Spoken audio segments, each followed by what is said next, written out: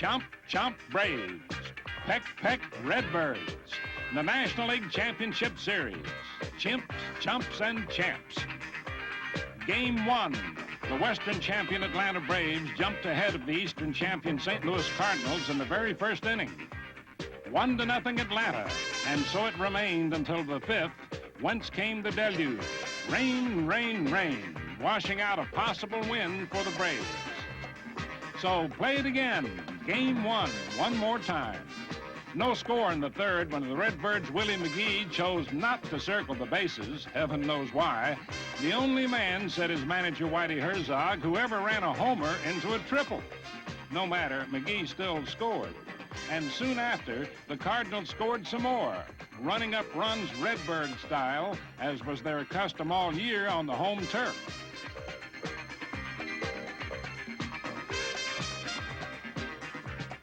Daryl Porter, less accustomed to hitting for big numbers in a Cardinal uniform, certainly hit in this pressure cooker 3 doubles and a .556 average for the Championship Series MVP.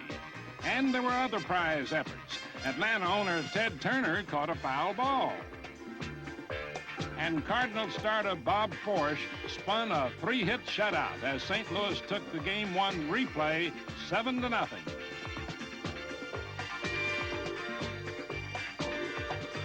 The Cardinals also proved unflappable in Game 2. All this despite more fun from Willie McGee. Wither McGee, the ball skipped free, a 3-base error and 2 runs for the Braves. Atlanta took the lead, but the Redbird defense held it close.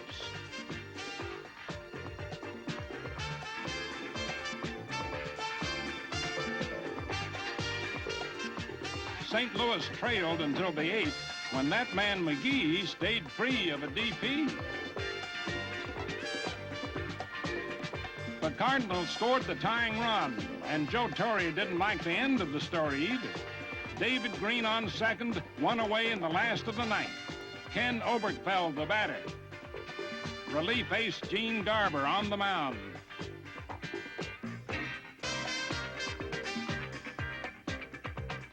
Four to 3, St. Louis, and a 2-0 lead in games.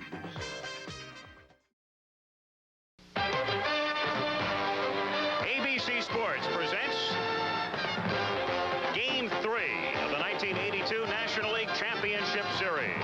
From Atlanta Fulton County Stadium in Atlanta, Georgia, the Eastern Division champion St. Louis Cardinals, the Western Division champion Atlanta Braves. Last night at Busch Stadium, the Cardinals going up 2-0 as they came from behind to win it. Final score, 4-3. Big man out of the pen all season, Bruce Sutter with 36 saves, came out of the pen last night to pick up the victory. And with the game tied in the bottom of the 9th inning, Ken Oberkfell came up to bat with David Green at second base and drove him in with this drive to center as the Cardinals won it.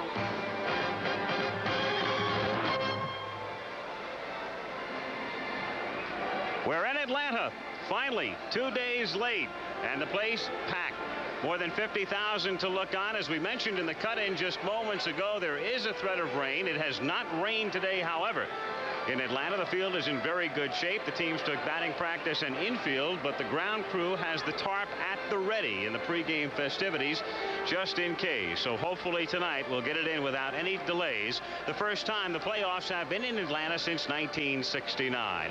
Hello again, everyone. I'm Al Michaels, and the task is very, very simple now for the Braves, who are attempting to become the second team in history to erase a 2-0 deficit. It had never been done. No team had ever been down 2-0 in either of the league championship series and come from behind to win until just a couple of hours ago when the Milwaukee Brewers defeated the California Angels to win the American League Championship. So the Braves will try to do it, and it's also very interesting when you think about it. The Angels won the first 2 games of that series at home.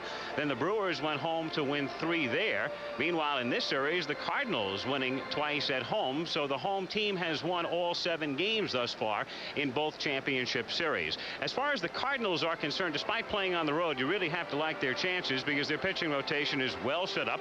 They'll go with Joaquin Andujar tonight. He was the National League's Pitcher of the Month in September. He was their hottest pitcher down the stretch, and he, of course, pitched very well in the game that was rained out on Wednesday in St. Louis. And they also have Bob Force ready if Whitey Herzog wants to use him tomorrow, or if necessary in a 5th game to determine it all on Friday. Last night, of course, just a second guesser's delight. A great ball game. Final score won by the Cardinals 4-3. And a couple of key situations, of course, developed last night. Number 1, removing Phil Niekro after going 6 innings. And number 2, on Joe Torre's part, was not walking Ken Oberkfell with first base open and 1 out in the 9th inning. On those subjects, Howard Cosell talked with Torre before tonight's game. Joe, for our viewers, a review of yesterday's moves. First, why take out Niekro? Well, Howard, we had a 1-run lead in the top half of the 7th inning. What I was trying to do is get more runs. We had 1st and 2nd and 1 man out, and I just felt it was about time to try to get some more runs, especially with a well-rested Garber in the bullpen, and a situation where Nuxie had 2 days rest, and he had pitched 6 innings, and he had gotten hit a little bit hard in the 6th inning. So I felt things were going in my way, in my direction at that time. 2, why pitch to Oberkfell? We had shown a graphic that showed Oberkfell's past success against Garber. You know all about that. Why pitch to him with the open base? Well, I've got the situation right now. I got to make a choice. Do I want to pitch to Oberkfell or I want to pitch to Hernandez? And to me, Hernandez pitching with no bases open, I'd much rather pitch to Obi in that situation. Even though he had been successful about Garber, Garber in a situation with a base open has been my best pitcher, where he knows how to pitch around somebody, knows how to try to let the hitter get himself out. But in that stage of the game, it just didn't work out for us. He gave him a pitch he could hit, and it beat us. So I do the same thing right now if I had an opportunity to, and I hope I do. Correct me if I'm wrong. Wasn't Suter up next? Suter was up next, and Dane Orge was, in all likelihood, the pinch hitter. And it was 1 out. If I could take it for granted that Orge is going to into a double play, then it's fine. But I just can't take that for granted. So you were looking ahead to Keith. Tom Lasorda has observed that while you've tried to get everything you could out of your ball club, he feels the overriding problem is the absence of a left-handed pitcher. Said against Montreal, against Philadelphia, you wouldn't be in this position. What's your view of that? Well, we knew coming in what our problem was. If we had a left-hander that we felt could get left-handers out, he'd have been on this ball club. But when we had a choice to make of taking pitches, we decided to take the 9 best pitches we had. And whether we had a left-hander that we had all year on the ball club or not, it would have still been Garber or Bedrosian against Oberkfell and the likes of an Orge and a Hernandez. So this winter we'll definitely be searching for a left-hander, because I feel that'll make us give us a lot better balance in the bullpen. You haven't quit. Heck no. Are you kidding? We've won 3 in a row before. We're just going to have to win 1 at a time. And, I feel once we get past tomorrow, we win today and tomorrow, now it's in our corner, because their 2 best pitchers will be by the boards. Good luck to you. Thank you, Howard. So game 3 coming up from Atlanta Fulton County Stadium. The Cardinals against the Braves. In a moment, Howard's back with Dodger manager Tommy Lasorda. Hello again, everyone. I'm back with Dodger manager Tom Lasorda. Tom, when I had that talk with Joe Torre, the Brewers had not yet clinched. Now they have. 2 down. Do you think that the Braves will be inspired by that Brewer comeback? I'm sure they will, Howard. And naturally, they have their backs against the wall. We did the same thing in the divisional play last year when we were 2 down against Houston, and we come back and beat them 3 in a row. They're in their own ballpark. They're playing in front of their fans.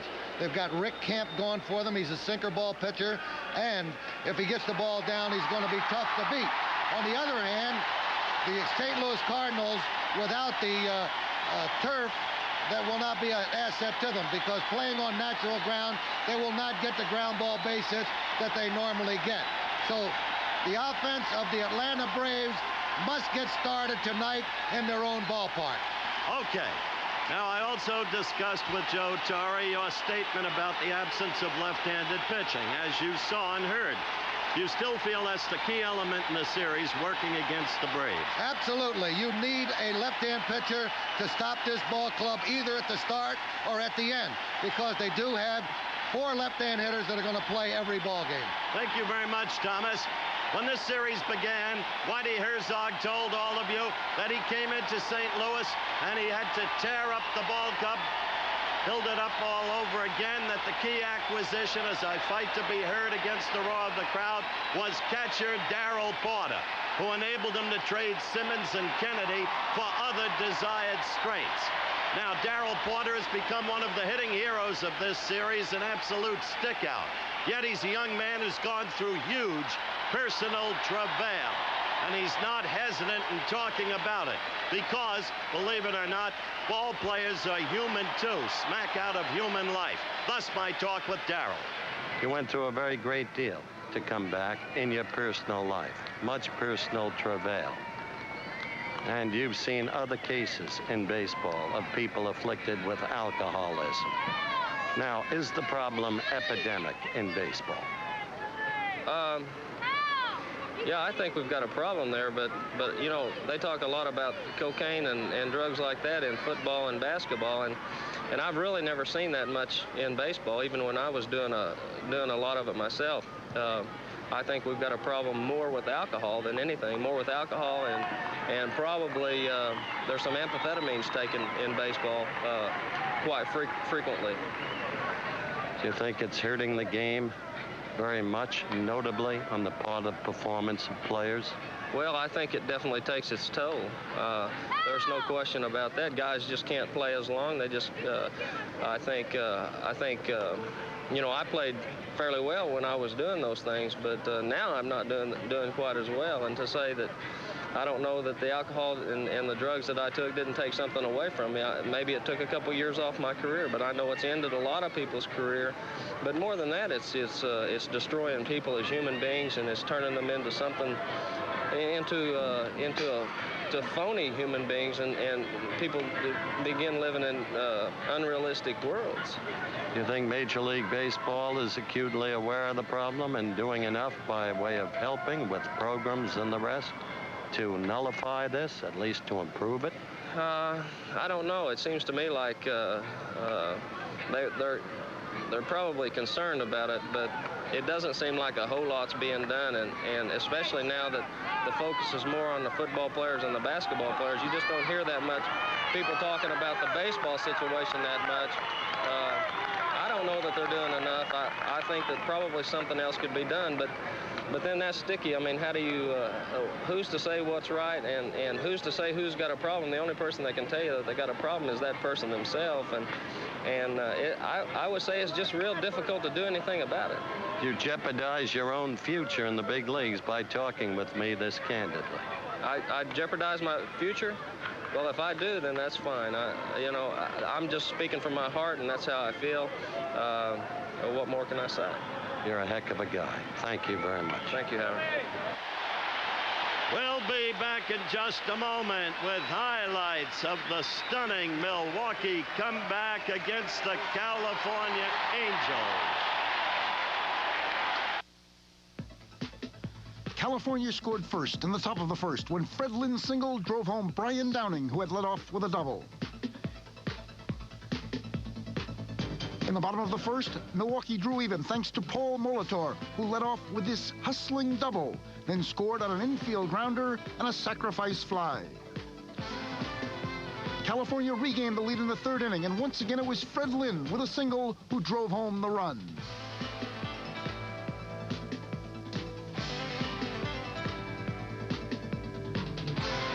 The Angels made it 3-1 in the fourth. The run set up when Cecil Cooper, fielding Bobby Gritch's bunt, tagged Gritch with his glove while the ball was in his bare hand. Gritch was ruled safe. Doug DeCinces moved to third. And then Bob Boone's squeeze bunt, so neatly placed the Brewers had no play at home, brought DeCinces in. But Milwaukee battled back. In the bottom of the fourth, Ben Oglivie cut California's lead to 3-2 with this home run.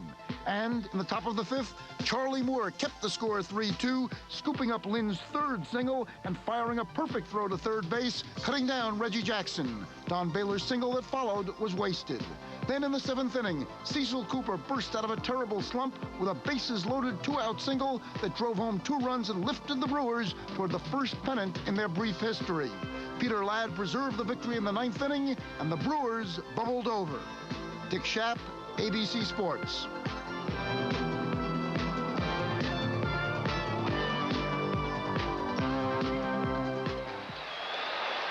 Back in Atlanta, the pitching matchup tonight. Loosening up in the Cardinal bullpen. Joaquin Andujar, 15 and 10. The second best earned run average in the National League this season. And he'll be opposed by the refugee from the bullpen, Rick Camp. 2 under 500 at 11 and 13. And we'll be right back for Game 3 of the National League Championship Series, the Cardinals and the Braves, after this ABC News Brief and a word from our local stations. A sports update brought to you by Michelob Light Beer. Now, from ABC News in New York, Dick Schaap. Good evening. The Milwaukee Brewers are the American League champions because Cecil Cooper is too good a hitter to fail 3 times in a row. Cooper had a chance to be a hero in the 3rd inning and struck out. Another chance to be a hero in the 5th inning and again struck out. And then, in the 7th inning, became a hero, delivering a 2-out bases-loaded single that wiped out a 3-2 California lead and sent the Brewers into their first World Series. Milwaukee's victory, its 3rd straight after 2 defeats. Now this. It's one of my bigger days. Let me buy a beer. Sure. These fans, I love them. When I came in, they didn't recognize me at first, but then when I told them who I was, next thing you know, they're buying me my favorite beer, light beer from Miller. They know us ex-big leaguers drink light because it's got a 1/3 less calories than their regular beer. It's less filling, and it tastes great. Thanks. Hey, it's a pleasure to buy a beer for a great pitcher like Whitey Ford. Hey, so I lied. Light beer from Miller. Everything you always wanted in a beer, and less. Hey, Whitey, I thought you were a lefty. Oh, that's right.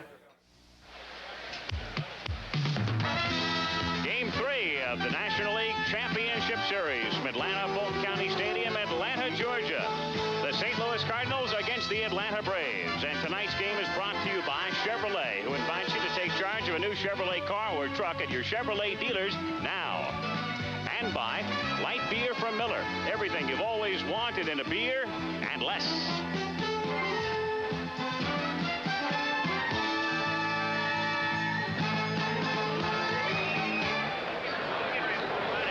Stick with us, gang, because the weather front just follows us. It has started to sprinkle here in Atlanta, but they have not covered the field. So we're ready, weather permitting. And right now we're all right, despite some sprinkles. Coming up, Game 3, St. Louis and Atlanta. Throwing out the first ball tonight, Hall of Famer Luke Appling. He's the Braves' roving batting instructor. They really ought to let him fungo the ball out. At the age of 75, he played in that all-time old-timers game earlier this summer in Washington, D.C., and at the age of 75, he homered.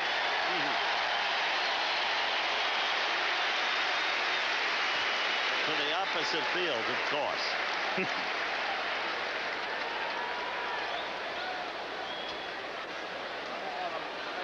All right, let's go to the Cardinals starting lineup. Leading off, switch hitting Tommy Herr. Then Kenny Urbick fell. And after him, Lonnie Smith, the offensively versatile one. Keith Hernandez cleaning up. Then comes Daryl Porter. And then big George Hendrick. And after him, the speedster Willie McGee. Then the magician in the field, Ozzie Smith, who can be a magician with the bat. And finally, Joaquin Andujar, the defense, Al. And before the defense takes the field, that ritual normally performed by Chief Nakahoma. Levi Walker, who's been the Braves team mascot here for several seasons, retreating to his teepee in left field, and here come the Braves.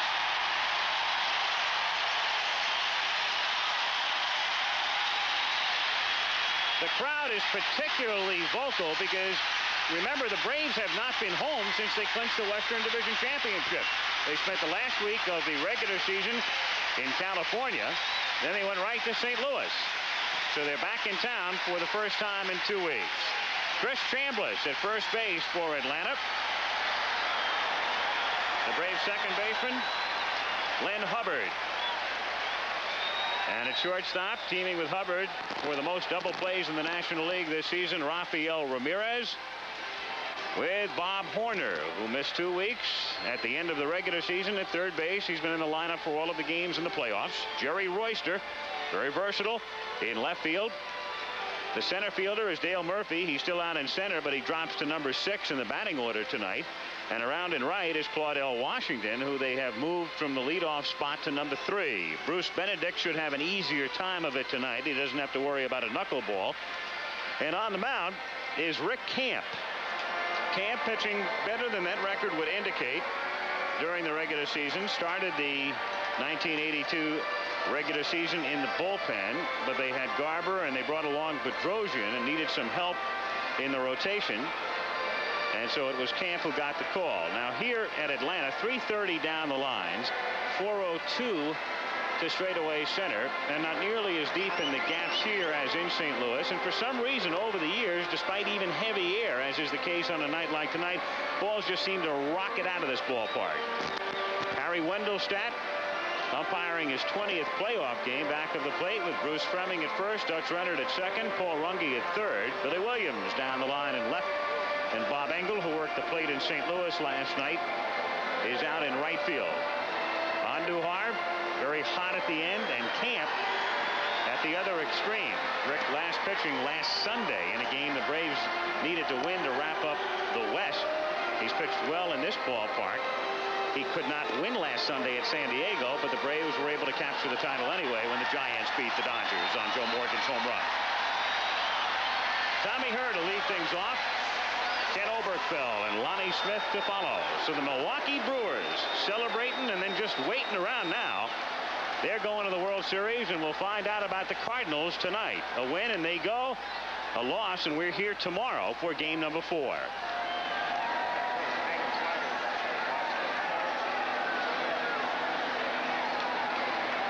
Tommy Herb, 266 during the regular season. Rick Camp ready, and it's a strike.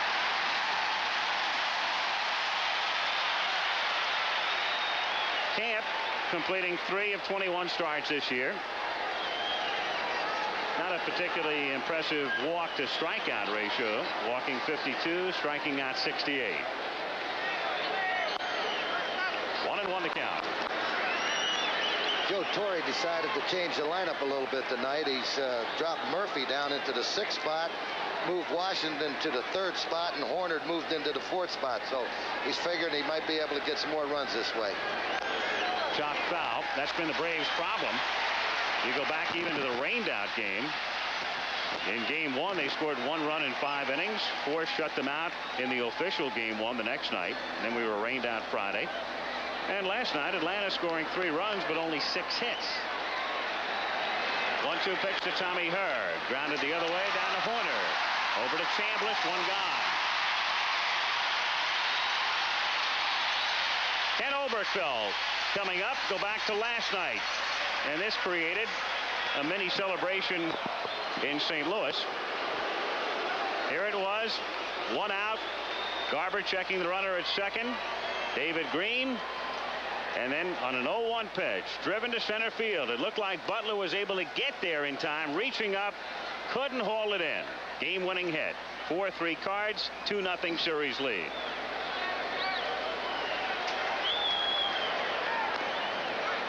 One and 0. 2-0. The Cardinals, first postseason play for them as you look at Joe Torre since '68. First time they've ever been in the divisional playoffs. Braves in postseason play for the first time in 13 years. Grounded to the right side. An easy play to Hubbard. 2 gone. So that would indicate initially, Tommy talking about keeping the ball down. The first 2 balls on the ground. And he's worked well to Hurd and Oberkfell as he faces Lonnie Smith now. 2 out, base is empty, and the 2-1 pitch to Smith. 5-3. 3-1. The intention of the Cardinal batters will be to make Rick Camp bring the ball up where it doesn't have the tendency to sink. Down to Ramirez, and he gets him on 3 ground balls. Cardinals out in order after a half. It's St. Louis nothing, and Atlanta coming up. The revised Braves batting order leading off Rafael Ramirez, the shortstop. Then Jerry Royster, the left fielder. Batting third today, Claudel Washington, right field. Bob Horner, the big home run man, batting fourth. Chris Chambliss, the steady one, batting fifth. Dropped to sixth. He's been a slump, Dale Murphy. And then Glenn Hubbard after him. Bruce Benedict, the catcher. And finally, Rick Camp, the pitcher. Cardinals defensively, the infield solid. Hernandez, Herr, Smith, Obergfell. Outfield, Fast, Smith, McGee, Hendrick, Daryl Porter back of the plate, and Joaquin Andujar on the mound. He went 5 innings Wednesday, game 1, but all the stats and the result washed away by the rain.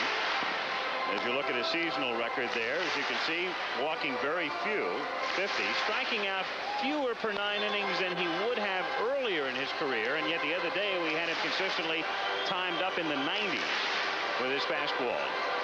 Going very hard on Wednesday. The Braves owner back in his lair. Yes, the flamboyant one.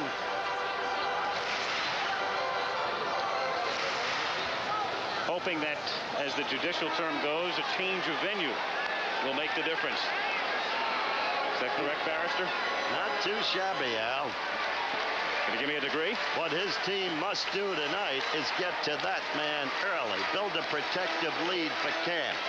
Because Camp can keep them hitting on the ground with that sinker for only so many innings. Then the ball begins to go up, and Mr. Camp begins to get shelled. At least that's been his history. Rafael Ramirez, who had hit second in the first 2 games of the series, moving up in the order tonight. He's 1 for 8 in the series. And facing Andujar, who in his last 8 starts during the regular season allowed 6 earned runs. Fastball for a strike. 0-1. Ken Obergfell, edge of the grass at third. Ramirez could lay one down. Joaquin's very familiar with Ramirez. He pitches against him in the Winter League in the Dominican Republic. 1-1 the count. Ramirez providing decent offense for the Braves this season and some surprising power. 10 home runs. Andujar is the type of pitcher that relies on a good hard fastball and a good hard curveball. The latter right there for a strike, and the count 1-2. He gets the ball over the plate. He's going to be very, very tough. He gets hurt only when he gets behind the hitters, and then he lets up to get the ball over the plate, and that's when he gets hit.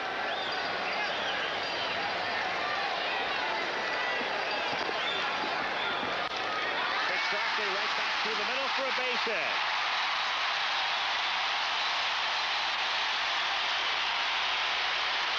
So the Braves come home and start things with a single in the bottom of the first inning. On a 1-2 pitch. Right down the middle of the plate.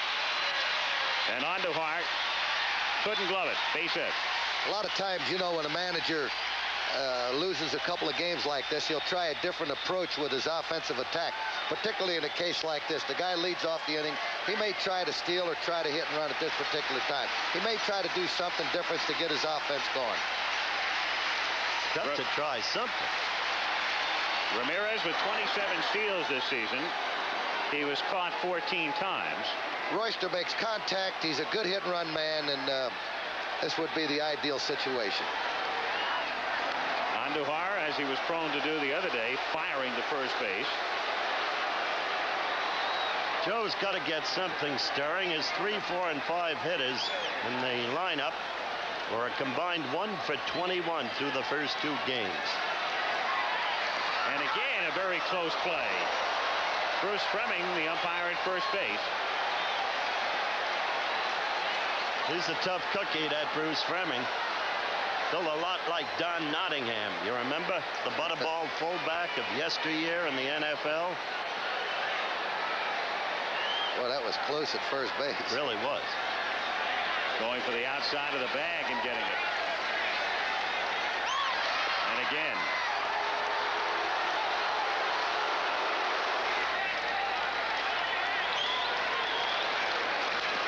Grounded left side, steered by Oberkfell to her one, and back to Hernandez for a double play. There's the strength of the Cardinals again. That good defensive play, turning it into a double play. Watch again, Royster hitting it sharply, but Oberkfell ranging to his left to one hand, and a 5-4-3 on the pivot from her, and there are two away. They don't hit into them, and they're adept at executing. Claudel Washington facing Andujar in the rained-out game, doubled Wednesday and came in to score what was the only run of that game. 1 ball, no strikes to count on Claudel, dropping from 1 to 3 in the order. That was Joe Torre's idea, that Washington was hitting the ball good by comparison to Murphy, and he got Murphy out of the number 3 spot for that reason. And Washington has frequently stated publicly that he never liked batting first and preferred batting third, which he thinks is best suited for him. The 2-0 to Washington, a half swing, it's a strike. And the count is 2-1. Look at last night's Cardinals starter, John Stupper. He just watched his teammate bring one up at 94 miles per hour. That's where they're going to try to pitch Washington, to try to keep the ball inside and to try to keep the ball up high on him. Fouled back, 2-2. Washington, he had playoff experience going back to the A's. He appeared with Oakland in the '74 American League playoffs. The youngest man to ever appear in a championship series, and last night his teammate Phil Niekro became the oldest man at the age of 43. That record can be broken if Jim Cott gets into a game. Cott a few months older than Phil. 2-2 pitch, and he can't check in time. Low and inside. Porter makes the tag, and that's that for Atlanta in the bottom of the first inning. Another look. The pitch low and in, running down at his feet, and Claudel coming around. No question about that. Through one. It's St. Louis nothing and Atlanta nothing. If the Braves win tonight, we'll go to a 4th game to be played tomorrow. There are the times. 3 o'clock Eastern tomorrow afternoon, 2 Central, 12 o'clock out on the coast for Game 4 if the Braves win it. They have it. We go to the 2nd inning at Atlanta. Al Michaels with Howard Cosell, Tom Lasorda. No score. Cardinals leading in the series 2-0. Keith Hernandez, Daryl Porter, and then George Hendrick. Rick Camp in the first set the Cardinals down 1-2-3 on 3 grounders. Hernandez 2 for 8 in the playoffs. 1-0. This guy is such a fine hitter that he intimidated Joe Torre last night into pitching to Oberkfell because he was thinking about having to pitch to this fellow. Yep, looking ahead. Pass suited. Point he made in the pregame talk with me. 2 balls, no strikes to count. Remember, we told you he was a 42nd round draft choice. Ordinarily, you'd pay a guy like that nothing. Down the left field line and curling back out of play, and the count is 2-1. But that was not true of Keith Hernandez. Joe Morgan fan club. That's cute. In memory of Morgan's home run against the Dodgers, the final day, enabling Atlanta, who had lost to San Diego, nonetheless to capture the Western Division crown. Now, Bing Devine, who was with the Cardinals then. Hernandez goes the other way into left field for a base hit. So the Cardinals have their first hit. Hernandez leading things off in the second with a solid single, and it will bring up Daryl Porter 4 for 6 in the playoffs. As you look at Keith, Al, and Tommy, maybe you know the story. He's got a picture swing. Bing Devine sent Bob Kennedy, who was then with the Cardinal organization, out to check the kid out, and Kennedy sent him a telex. He said the kid's got a picture swing, sign him at any cost. He wound up getting a bonus of about $25,000, 42nd round draft choice. Well, I'll tell you, he turned out to be some kind of ball player. Daryl Porter takes a strike in the count 0-1. He may have been a sleeper in the draft, but when Hernandez came up in the mid-70s, the Cardinals were talking about him glowingly. So once he got there, he didn't shock them. 0-1 1 pitch is fouled away, and the count is 0-2.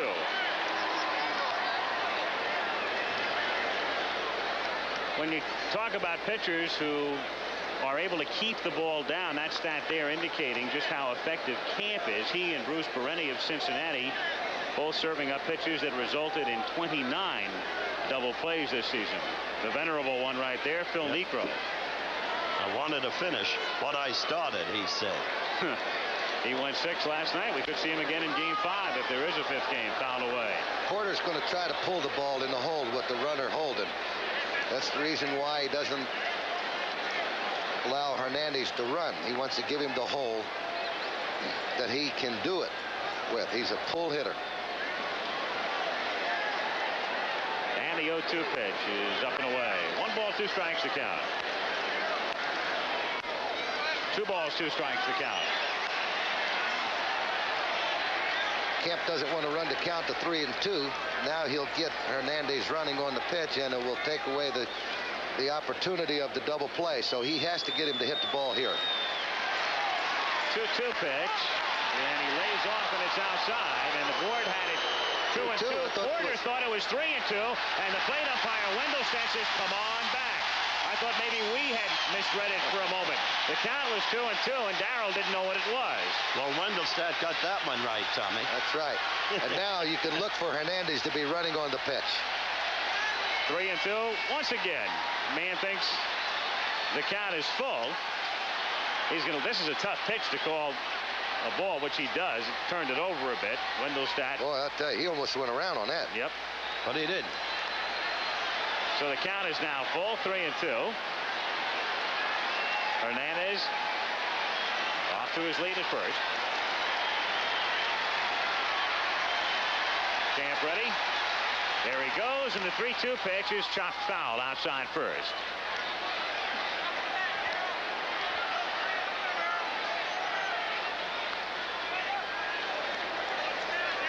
Camp, his last start last Sunday, talked about the start in San Diego. He was pitching well through 4. That was the game in which he yielded a single in the 5th inning. Then the next batter, Broderick Perkins, hit one off Camp's glove that hit Bob Engel, the second base umpire. Camp came unglued, and by the time the inning was over, the Padres led 5-1, and they won the game by that count. Engel tonight is down the right field line, and the 3-2 pitch is outside. He loses them.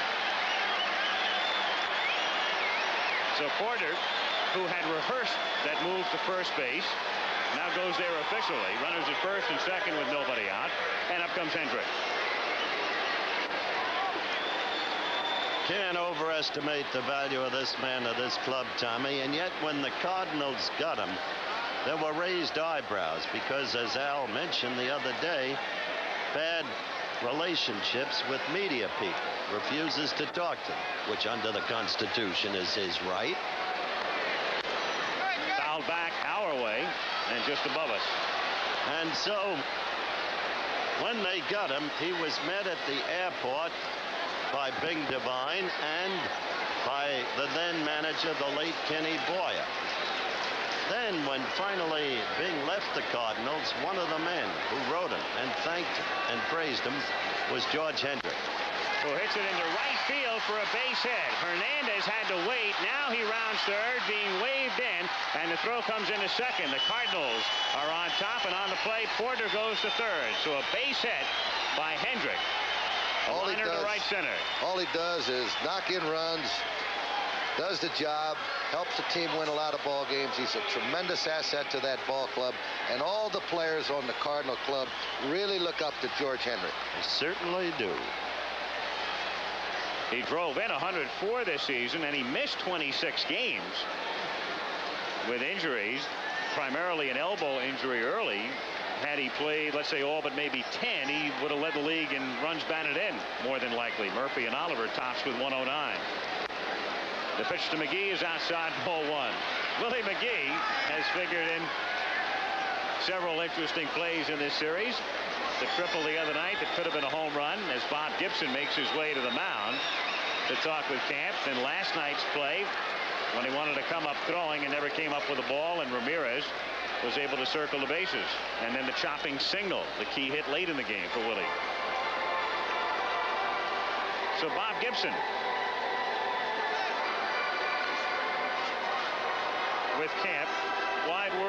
sports this Saturday, WBA World Featherweight Championship. Eusebio Pedroza, Howard, against Bernard Taylor. What about that one? Pedroza's a tough fighter, often accused of dirty tactics, and some have been questionable. He is nonetheless a very tough and a very effective fighter. I had him in a bout in Panama when he absolutely astounded me. He was fighting a young man who was a very promising fighter from Guyana. Willie McGee driving it into the gap in right center field for extra bases. That will score Porter. Hendrick is rounding third. They are waving him in. Hubbard's throw coming to the plate, and it is not in time. As he gets to the plate before Benedict's tag, and McGee winds up at third, and the Cardinals are on top 3-0.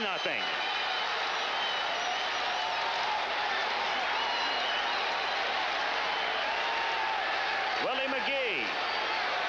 And of course, what's happened to Camp early on in this game is he's getting those pitches up, and they're creaming him. Hendrick sliding in, getting tagged in the head, but his foot on the plate prior to the tag. That's the most solid contact Willie's made in this series. All the way to the fence. See where that pitch was, Thomas? Camp has to keep the ball down or he's in trouble, in which he is right now. And it's a base hit up the middle for Ozzie Smith to drive in McGee and make the score 4-0. So now all of a sudden, the crowd, which was in an ebullient mood, begins to boo. They want Camp out of there. And Joe Torre will be filling the request. Just to finish up, Pedroza, a tough cookie. Taylor, equally tough. Should be a very good fight. So Camp is gone with nobody out in the second. 4-0 St. Louis. Pascual Perez, who started, went 5 innings plus in game 1 on Thursday, comes out of the bullpen, and he was down there just briefly. Perez didn't have much opportunity to get a lot of throwing in, but Torre could not afford to wait any longer the way Camp was going, so he brings in the youngster who started the season in the minors in the Pittsburgh chain, came to Atlanta in the Larry McWilliams deal, went to Richmond, came up and pitched well down the stretch. Al, much has been made of the notion that the Braves at home are super. I don't cotton to that notion because I don't think the figures bear it out. They've only outscored the opposition at home over the season by 1 single run. The truth is they do hit more homers at home than on the road. But the other truth is that Atlanta was the best team in the league on the road. And they clinched the pennant, winning 5 out of 7 on the road. Andujar up there to bunt. Chambliss will make the play. Back to Hubbard. 3-4 on the sacrifice. And down to second goes Ozzie Smith. So that's the first out of the inning. An inning that's featured 3 singles, a triple, and a walk, and a 4-0 Cardinal lead. And Tommy Herr, the batter. The truth is, Al, that while they hit 95 homers in this ballpark in 81 games, they simply have not had the depth of pitching, and especially the essential point Tommy Lasorda made, the left-handed pitching that they need to protect in this ballpark. So I don't think being at home is that big for the Braves. Pitch on the way to Tommy Herr is taken for a strike. Well, we talked about it last night. You were in Pittsburgh last night, Howard, at the Steeler dinner, but the Braves come in, Necro at 17-4, and then after that, the rest of the rotation for the series was Perez, spending half the year in the minors, Boggs, spending 2/3 of the year on the disabled list, and Camp, who was 2 under 500. 0-1 pitch is popped in the air, left field. Royster comes in, and Jerry gets there to make the play. 2 gone.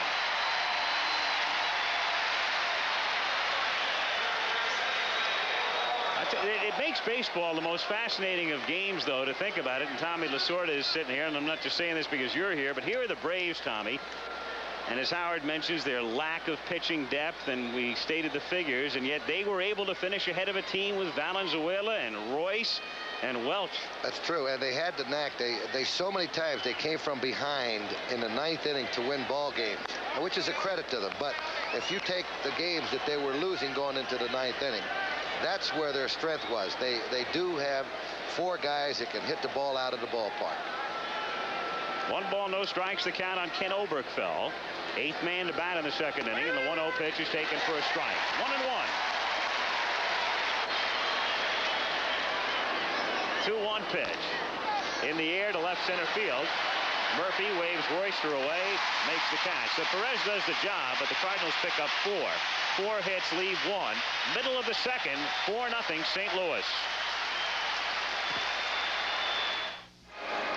Bob Horner will lead off for Atlanta going to the bottom of the second inning. And Howard had this conversation with him earlier. Quite candidly, there were problems with the front office between you and Mr. Turner. Have those been resolved? Pretty much. Last year was very quiet. This year's been very quiet. With the playoffs and everything, you kind of got to put that in the background. I'm not even thinking about that until the season's over with, and I've got a contract to do at the end of the season, but we'll wait till this is over with and enjoy this while it's here. Is it your desire to stay in Atlanta? Most definitely. I think that things have changed around a little bit, and the team's winning, and we're playing well, and we've been together for quite a number of years, all of us, and we've grown up together, and you know, I'd very much like to stay here. And here is Horner to lead things off in the bottom of the second inning, to be followed by Chambliss and Murphy. Pitch for a strike, and the count is 0-1. Popped up, foul ground. Hernandez coming over, has room. 1 gone. Down goes Horner. Up comes Chambliss. It appears that layoff has really hurt Horner swinging the bat. It would certainly appear that way. This is the man who can be difficult for Joaquin. 2-2 to Chambliss. It's roughly off Andujar, down to Hernandez. Keith dives, and he's out at first base. Now, where did it hit Joaquin is the question. Looked like it hit him in the leg. Limping back toward the mound. A rifle shot. He pointed to where it hit him. Left shin. And so Gene Gieselman, the Cardinal trainer, and Whitey Herzog come out. That can stiffen up in a hurry, can it, Thomas? That ball was creamed. I told you Andujar has trouble with Chris. And you put it down low to Chris. A great low ball hitter. There it is. Right there. Out over the plate. Look at it. Skips off the front of the mound. Off the left shin.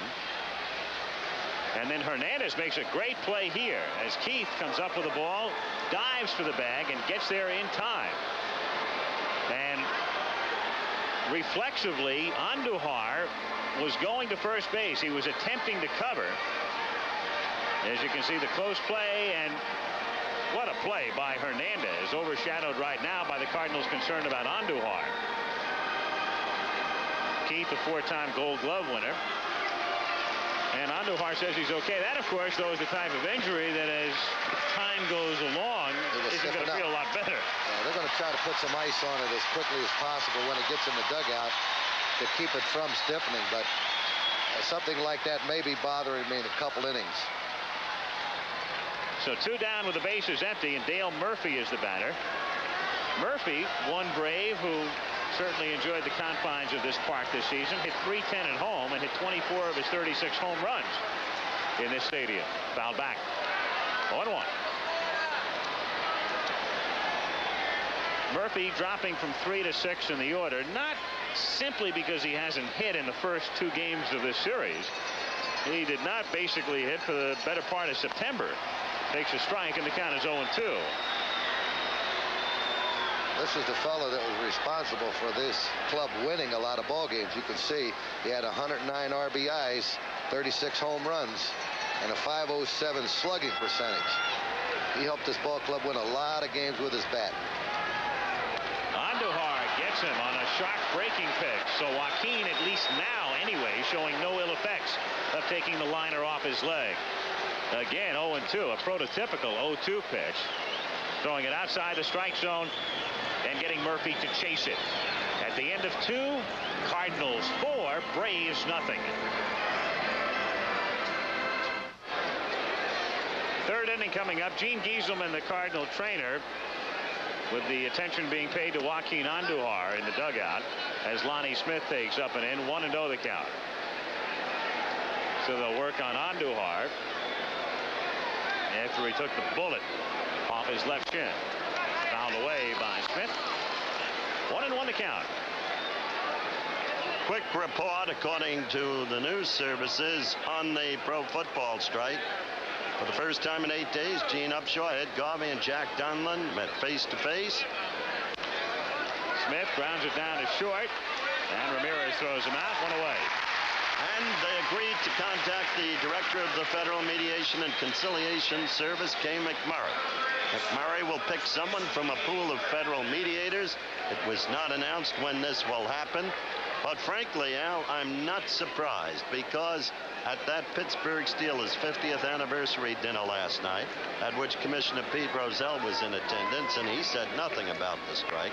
But from my talks with those owners who were there, I just got a sense that this thing is going to break this week. It is only a sense. It is not founded upon any factual knowledge. I wouldn't be surprised if it breaks this week. Keith Hernandez takes a strike. 1-1. You could be back working a week from Monday, huh? Wise guy, huh? Oh, you miss it. I know you do. Game 4, if necessary, if, of course, the Braves win. It's as simple as that. 3 o'clock Eastern tomorrow afternoon. Columbus Day. 1-1 pitch is up high. Ball 2. I'm taking Lasorda with me. Where? Monday Night Football. The thing that the relief pitchers right here, they must keep the Cardinals from scoring any more runs and keep the Braves within the striking distance. Hubbard moves over to glove, throw him out. 2 down. And thus far, Perez has done exactly that. He came in out of the bullpen, and he has set down the 5 men he has faced, despite throwing very little in the pen. Camp got into trouble hastily, and Pasquale was only up for a moment or two prior to coming in. Porter is the batter. Drew a walk in the 2nd inning, his 4th walk in 2 games plus. See, he's the 3rd hitter next inning, and of course, if somebody gets on, Joe may want to pinch hit and go to the bullpen, so he's going to have to rely on that bullpen to keep him in the game. 2 out, nobody on. Perez throws a strike, and the count is 0-1.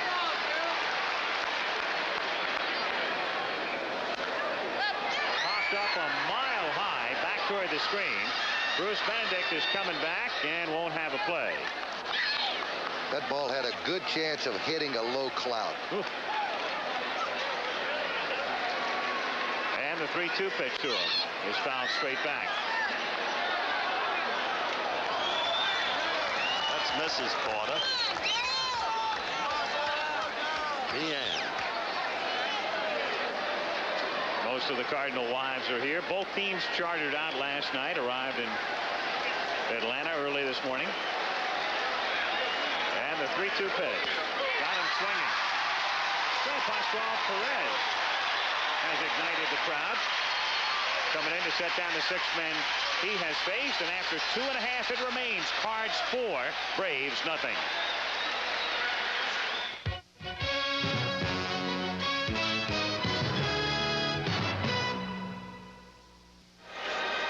If you missed it this afternoon, Milwaukee winning that game, each team scoring in the first. Freddie Lynn driving in the California run, and Ted Simmons with a sacrifice fly to get Molitor home. California took the lead on another Lynn base hit to drive in a run in the 3rd inning to make it 2-1. Bob Boone driving in a run in the 4th inning to make it 3-1, and Ben Oglivie made it 3-2 in the 4th. In the 7th inning, that's when Milwaukee won it, picking up 2. Cecil Cooper, a 2-out, 2-run single, and that provided the difference.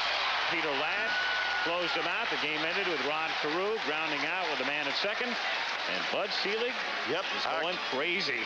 Our congratulations to Mr. Selig, to Mr. Harry Dalton, to the Milwaukee Brewers. You come from behind the way they did, and you've got to admire them. And also to Mr. Harvey I was Keene. about to say, to that extraordinary man. Glenn Hubbard takes up and in. One of the most compelling stories, Al, really in my lifetime in American sport. The 2 major surgeries, then the leg amputation, life all but taken from him, and to come back, good Lord. Hubbard fouling it away. Keene taking over the team on the 2nd of June this year. And off and flying they went. I was in the American League in his heyday. He was some kind of hitter. Well, the Big Bear was his first manager, the late Fred Hutchinson. And the K&K boys came up together, Keene and Kaline. And Fred Hutchinson said to Harvey, somewhere along the way, young man, somebody's going to try to change your batting stroke. They're going to want to make you a power hitter. Long ball. Don't let them do it. Just keep your stroke and keep your personality. And Keene says it's lived with me. Here's a 2-1 pitch to Hubbard. Pops out. Back out of play, and the count 2 balls and 2 strikes. Joaquin Andujar showing no effects really at this particular point anyway, taking the 1 hopper off his leg. In the 2nd inning, he came back to strike Murphy out. He's 2-2 here and is throwing hard to Hubbard. He's still got the good stuff right now, and the only thing he has to worry about is the leg stiffening up later on. Good Struck him pitch. out. If anything, he looks even sharper. 3 strikeouts. The last 2 are successive. Same type of pitch he got Murphy on here. Run it low and away and get him to chase it. 1 gone. This guy is some pitcher. It was just a break that the Cardinals, Whitey Herzog will tell you, got Andujar. It was a matter of Andujar not settling with Houston monetarily, and Scott not settling with St. Louis monetarily. Each promptly signed with the other team, and the trade went through. And Smith throws out Benedict for the 2nd out of the inning. So the Braves with just 1 hit. That was Ramirez who led off with a single. Royster followed by hitting into a double play. Andujar struck out Washington to end the 1st, set the side down in order in the 2nd, and 2 gone quickly in the 3rd, with Perez hitting for himself. This crowd came out here tonight with a great deal of enthusiasm, and as yet the Braves haven't given them anything to cheer about, but it's still early in the game, and they're only 4 runs down, and they got a lot of innings to score. Perez tries to bunt his way aboard, takes a strike. To the right side to Hernandez. Keith makes the play himself, and Andujar looks fine. No ill effects whatsoever. Through 3, it stays 4-0 Cards. All the scoring in this one in the 2nd inning. The base hit by Hernandez starting it. Daryl Porter the walk. George Hendrick drove in 1 with a single. Willie McGee 2 with the triple. And then Ozzie Smith got McGee home, and it's 4-0 as we go to the 4th inning. George Hendrick leads off, facing Pascual Perez in relief of Rick Camp. 0-1 the count.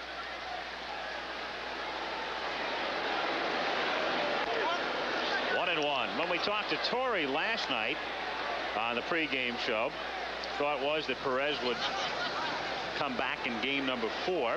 He had pitched the opener, and then maybe Niekro in game 5, grounded down to short, and Ramirez throws him out. But when you're down 4-0 and there's no tomorrow for you, you can't think about game 4 right now. You just shouldn't try to pull a pitch like the one that George just pulled, should you, Tommy? No, that's the pitch he's going to have to go the other way with. Exactly. And he did it when he had the runners on base.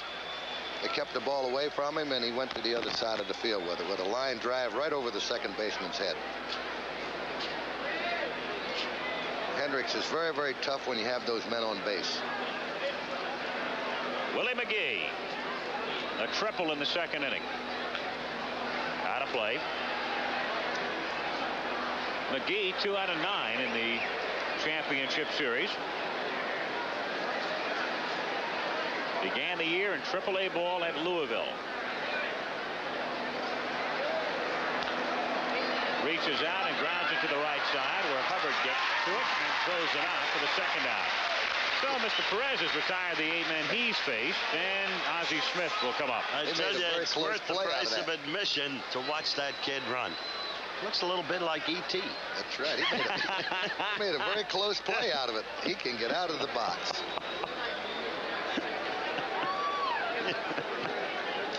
You said it, Coach. What's the matter, Alfalfa? No, you said it. I wanted to make sure where the letters go. There's nothing wrong with that. 2 down. Smith takes inside, 4-1. Elliott almost went with E.T. Yeah, that's right. E.T. almost stayed with Elliott. Ozzie getting out of the way. This one gets the inside corner, and the count is 1-1.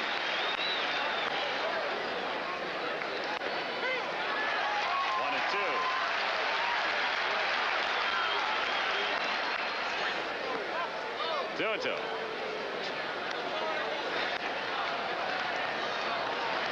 now. Andujar will be next.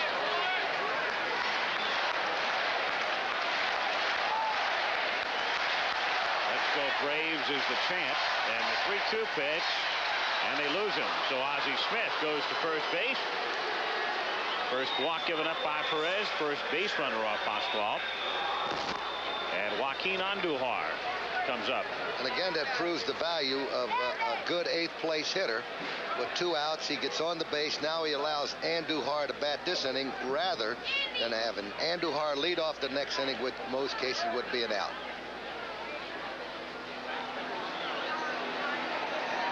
Smith at first base.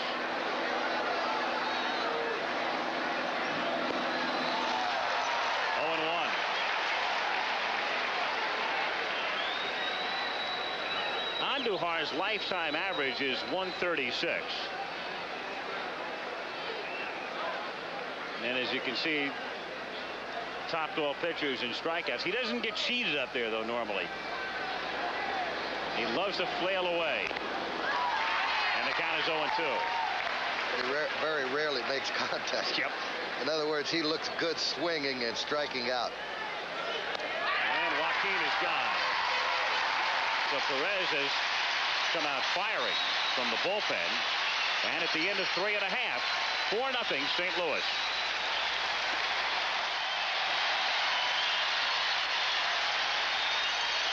Bottom of the 4th inning. Rafael Ramirez to lead off. Jerry Royster and Claudell Washington. Ramirez,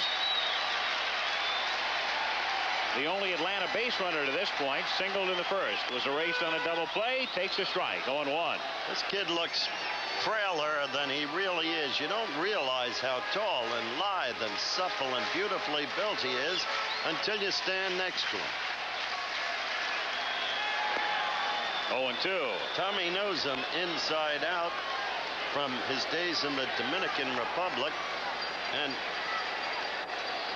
he's the kind of kid who grows on you, doesn't he? He's been doing a real good job for the Braves. Last year he made a lot of errors. Of course, he made a lot of errors this year, but he's made a lot of great plays for them and really helped them out. And offensively, he's improved a great deal. Wouldn't be a bad tactic, it seems to me, to try and get some men on base and let Andujar work that leg that was hurt to use the bunt as a weapon.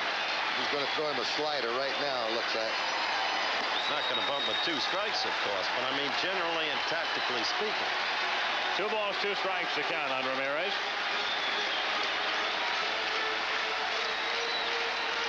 Andujar, since taking the 1 hopper off his shin, has set down the ensuing 4. Joaquin, little success in recent times against Atlanta, has never won a game in this park. Outside, 3-2 the count. That's true, but as we pointed out, it's a deceptive figure because he has pitched very effectively. He's lost very close, very tough ball games.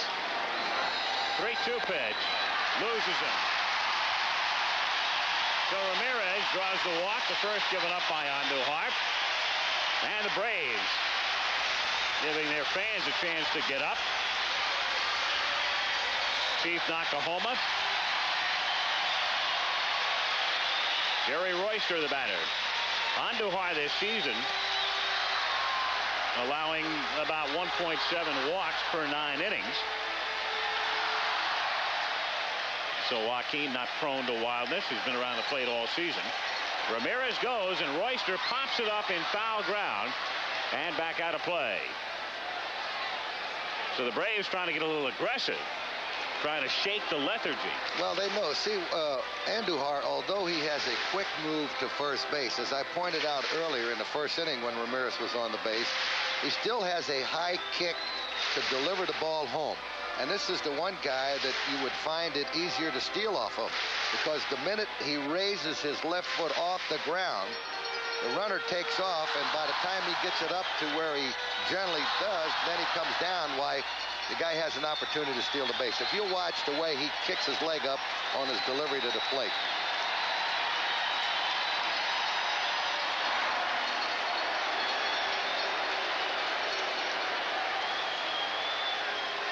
So for the very point you make, he tries to compensate by working over the runner and trying to hold him on the bag. 0-1 pitch. He stays this time, and it's grounded down to Her at second, who makes the tag and throws to first, a double play. The second that Royster has grounded into. And just an unfortunate break for Atlanta. The ball hit right there for Tommy Her, able to make the tag. There's no way he goes 4-6-3 on this one. He's got to get him in this fashion, and he does. Royster hitting it right there for him. You know, when the scouts covering major league clubs today, you'll find them with a stopwatch, and they will time the delivery of the pitcher to the home plate, and then they will record it and what it would take the catcher to throw to second base. And that's the way they're going to be able to steal bases on pitchers. Here's Claudell Washington. 0-1 the count. Talking about Andujar's stretch before, Tommy. That's slow motion. The kick and the delivery, and the 0-1 pitch is a swing and a miss, and the count is 0-2. 4-0, the Cardinals on top. 2 out, bases empty, bottom of the 4th in Game 3. Wants to come back in with a slider again. That's the way they've been pitching this guy the whole series, throwing breaking balls in on his hands and fastballs up and in.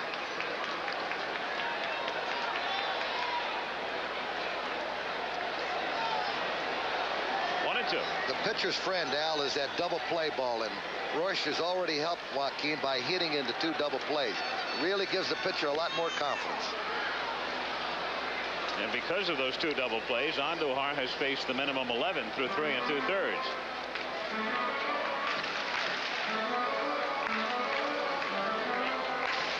Two teams in the playoffs, the 2 teams that led the league in turning the BP this season. Atlanta 1 and St. Louis 2.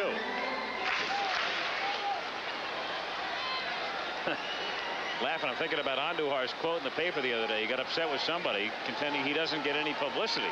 The guy said, "What do you mean?" Andujar said, "Well, I never read the papers." 1-2 pitch is taken low. 2-2. It's not too bad, is it?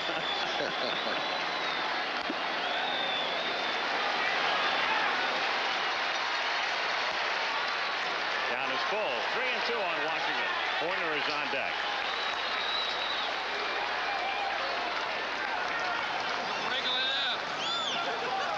Joaquin Andujar from the Dominican Republic, as is Perez, pitching in relief for Atlanta. And Joaquin losing Washington, so he's walked 2 in the inning. But in between the 2 pieces of bread, a piece of meat called a double play, keeping him out of trouble. Nevertheless, he's inviting the very situation that Tommy suggested. The long ball with a man on, and immediately they're back in the game. It's reflective of playing in Fenway Park. Well, when you have a lead like that, you have to make them hit the ball. You got a chance. If he hits the ball, he could hit a line drive. There's no defense for a bases on balls.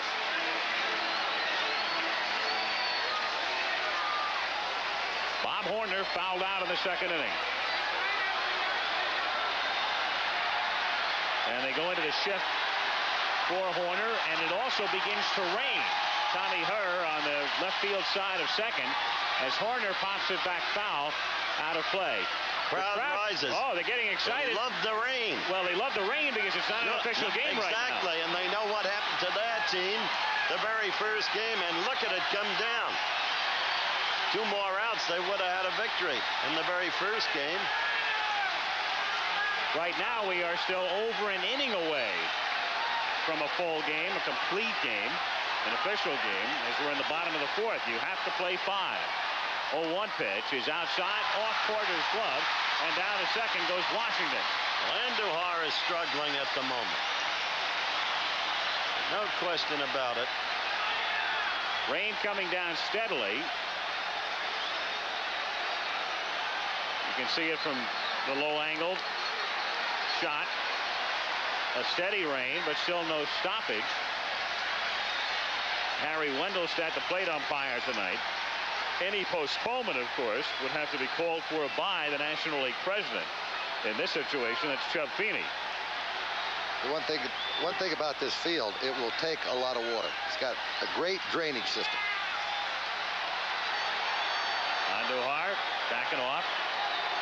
And he wants Porter to come out. So the Cardinals into their shift.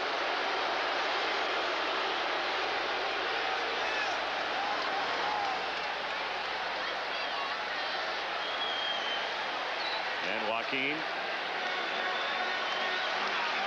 ready to work 1-1. Career-wise, on has hit 70% of his home runs in this ballpark. 97 at home, 1 on the road. Driven to right field, but Hendrick comes in, slides, and makes the catch. Great play by Hendrick. Tremendous in play. right field. So that saves a run as George slides on the slick turf. Horner hitting a shot. He doesn't normally go to right. In fact, as we pointed out, they had her playing on the left field side of second. But Hendrick comes in, goes down, and gloves it. So at the end of 4, it's still St. Louis 4, Atlanta nothing.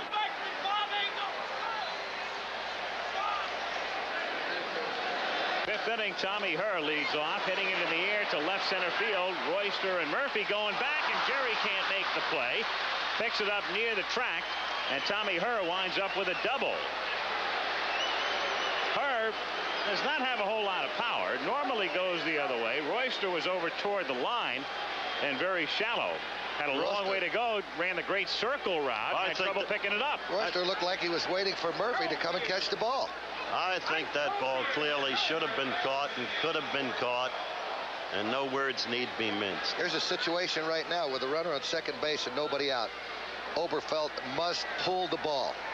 He must get that Herr to third base and have him over there with 1 out, or a base hit if possible. Oberfeld takes outside, ball 1, 1-0. Rain has abated somewhat. Still drizzling. The umbrellas are still out. It's all but gone, though. What the Cardinals want to see right now is another inning in the books. One more and it's official. Perez is trying to keep the ball away from him to disallow him to pull the ball. 2 balls, no strikes to count. 4 runs, 5 hits for the Cardinals. No runs, 1 hit for the Braves. To the right side, that gets the job done. Hubbard records the out at first over to Chambliss, and Herr advances to third.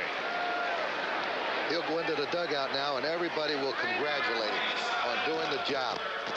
Those are the little things that win ball games that really doesn't show in most cases. Sometimes in the regular season you do that. The general manager later on says, well, he only hit .232 this season. But the guy says, no, wait a second. How many times did I give myself up? The manager will tell him that. Doing exactly what Tommy said. 4 of the guys went over. Lonnie Smith, infield has to play in. They can't afford to give up another run when you're down by 4, and Lonnie takes a strike. And here's where this hitter must realize that Oberfeld gave himself up to get the runner to third base. Now he has to make contact with the ball and try to lift it out of the ground.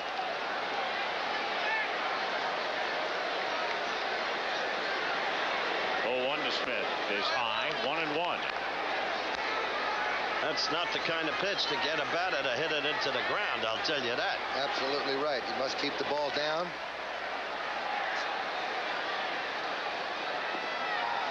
He's going to go with a breaking ball here, maybe. There it is.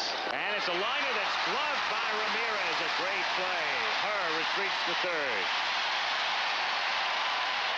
It's a big play right there for the Atlanta Braves. That meant another run in and a runner on first base with the threat of stealing. And even less time to react than you normally would have with the infield playing in. To his left. 2 down. Now Gibson's going to go to the mound. Even though Perez got that last out, Bob didn't particularly like the fashion. Well, they're also discussing what to do about Hernandez. Right. They've got Hernandez, a left-handed batter. They also have a left-handed batter after him in Porter. Yeah, but he's not going to let Hernandez get a good pitch to hit. He's going to try to tell him to pitch around him, make him go after a bad pitch. Don't give him a good pitch that he can hit. And then also he's stalling for a little time, allowing the rain to come down a little bit more.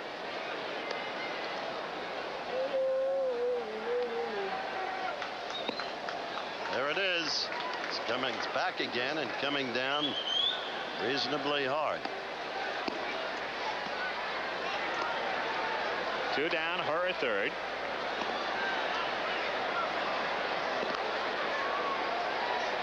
All of the scoring in the second inning. 4-0 St. Louis. A liner, and it's off the glove of Hubbard into center field. That will score Tommy Herr and make it 5-0. So Hernandez did get something relatively decent to hit, and Hubbard couldn't hold on. And that scored as a base hit. Hernandez is second of the night. So Ramirez is able to make one play, but Hubbard can't duplicate the feat.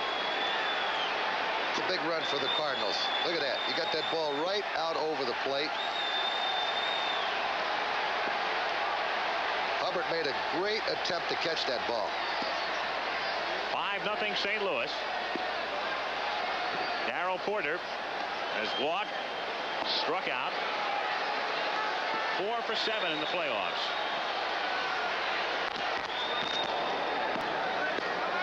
Might look for Hernandez to run too. He might want to get thrown out to get this inning over with.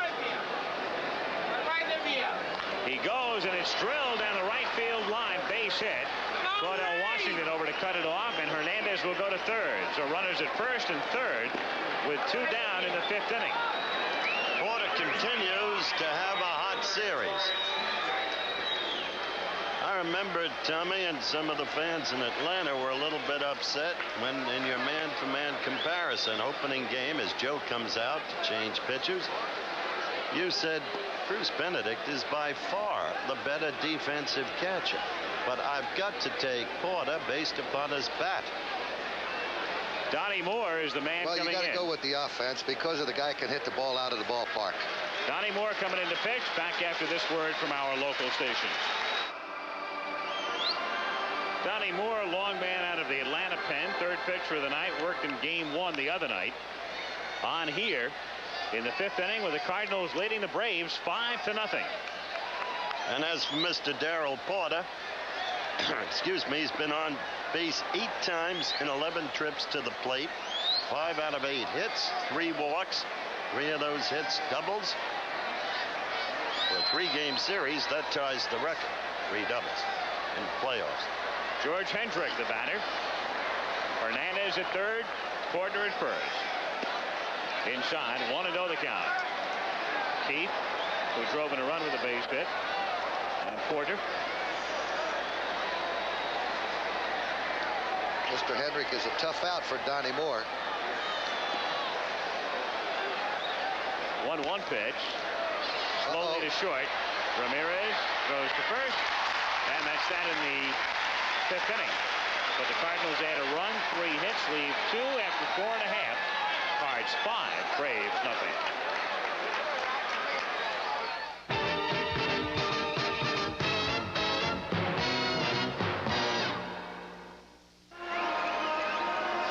Bottom of the 5th inning, game 3 of the National League Championship Series. Al Michaels, Howard Cosell, Tom Lasorda with you. The Cardinals trying to wrap up the pennant. The Braves trying to stay alive. And a most formidable task right now. Down 2-0. Down 5-0 here with Chambliss, Murphy, and Hubbard coming up in the bottom of the 5th inning against Joaquin Andujar. The Braves must get something going. They have to have some men on base in order for one of their big boppers to hit one out of here. Chambliss hit a shot off Andujar's shin in the 2nd inning. But Joaquin since then has allowed 2 walks but no hits. Toward the middle, and Herr is there, stays with the erratic hop and throws him out. 1 away in the 5th inning. And Dale Murphy coming up.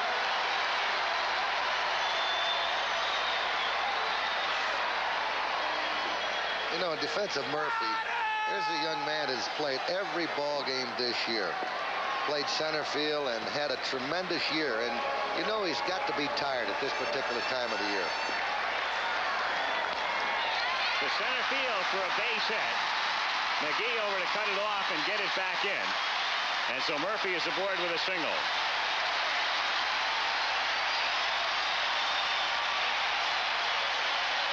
Second hit in this series for Dale. Second hit of the night off Andujar. And Hubbard is the batter.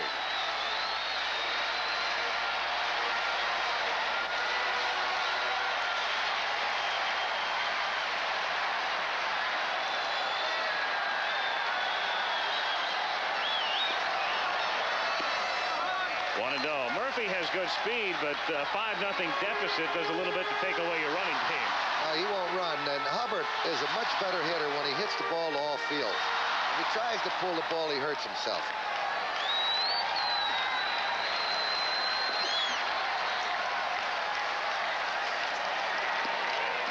One and one.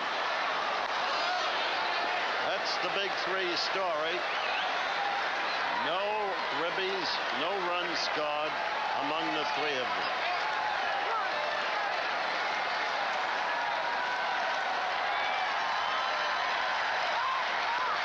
The first base and a balk is called. Bruce Fleming, the first base umpire, called it. He indicated that he brought his knee forward and then turned around and threw to first base. And Joaquin, while not enamored with the call, basically agrees.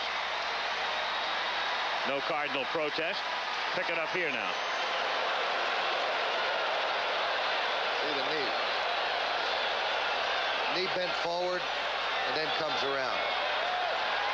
A very good call.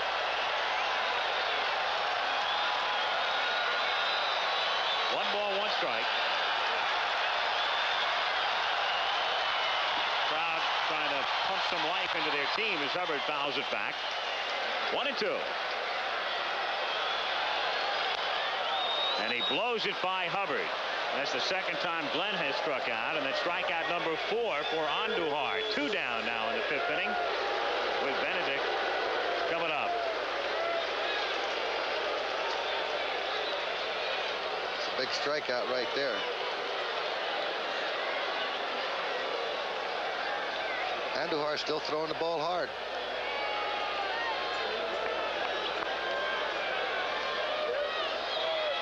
.92, the last clocking on the fastball that got Hubbard.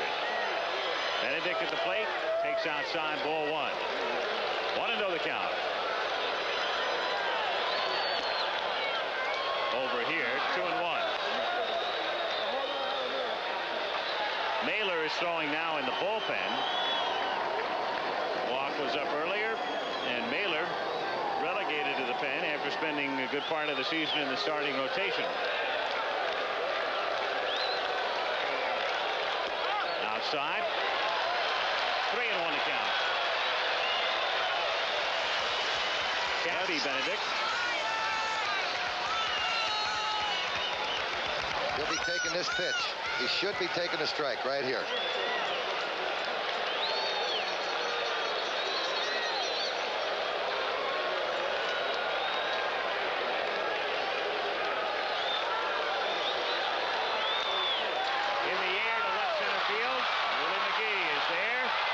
It away, and it also makes the game official if we get rain.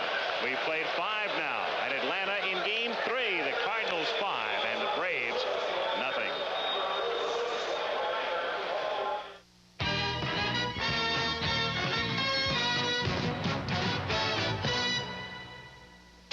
You're the umpire as Intellivision presents You Make the Call.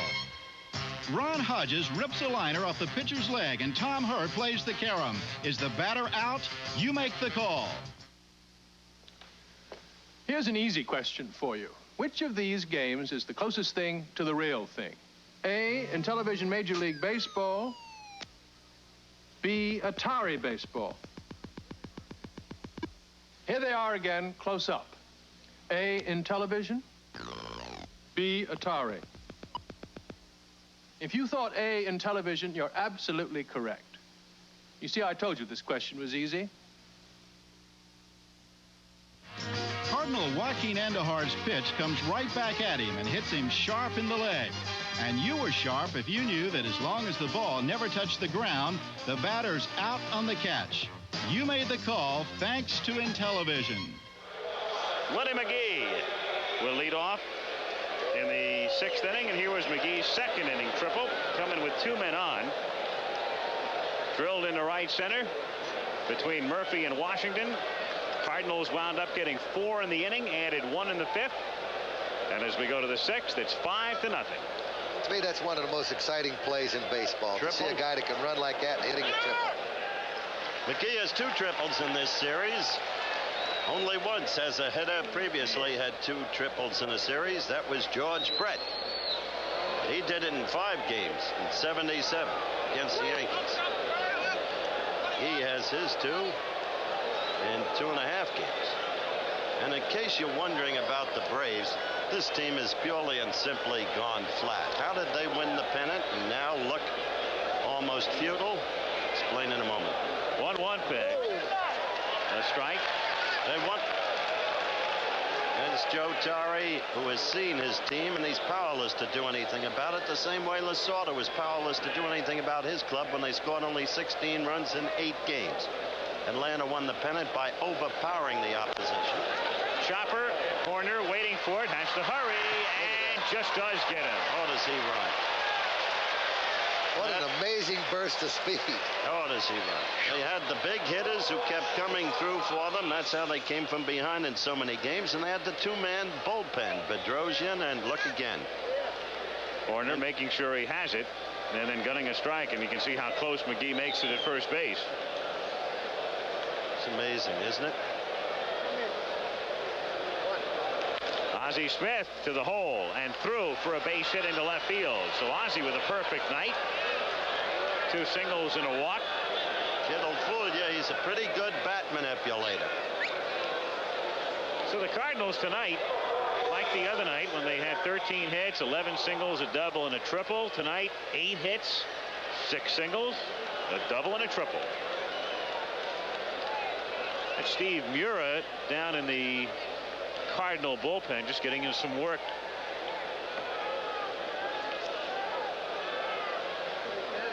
Joaquin Andujar, sacrifice, struck out.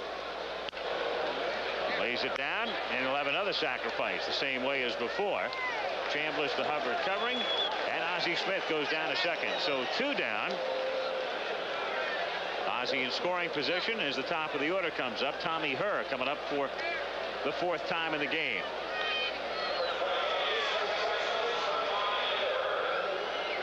And there's Bob Walk up again in the bullpen with Moore due to lead off, the pitcher in the bottom of the 6th inning, and no doubt Torre going to the bench. 3-2 pitch, popped up in foul ground, and this one will be playable. Benedict is there, makes the catch to retire the side. In the 6th, no runs, 1 hit, leave 1 at the end of 5 1/2. St. Louis 5, Atlanta nothing.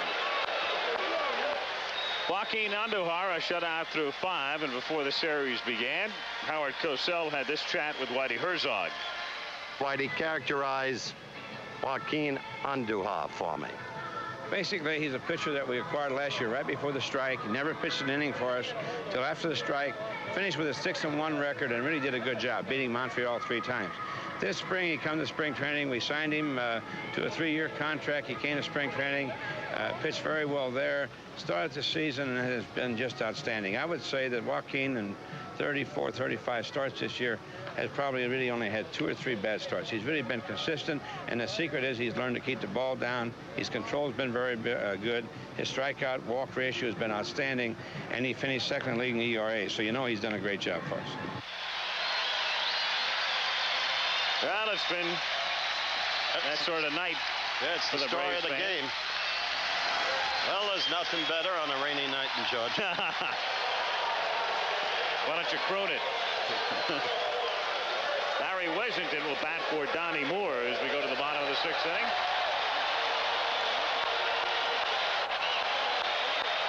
Wesington, Ramirez, and Royster. Braves offensively, nothing doing in the 2.5 games to this point. If you figure it out, they're 11 for 73. The 151 mark. Look, it's 5-0. This is a big run, big inning ballpark. Why would he start with a power man instead of putting Butch Pocoroba up, who's a contact hitter, more likely to get on base? Now back. Johnny?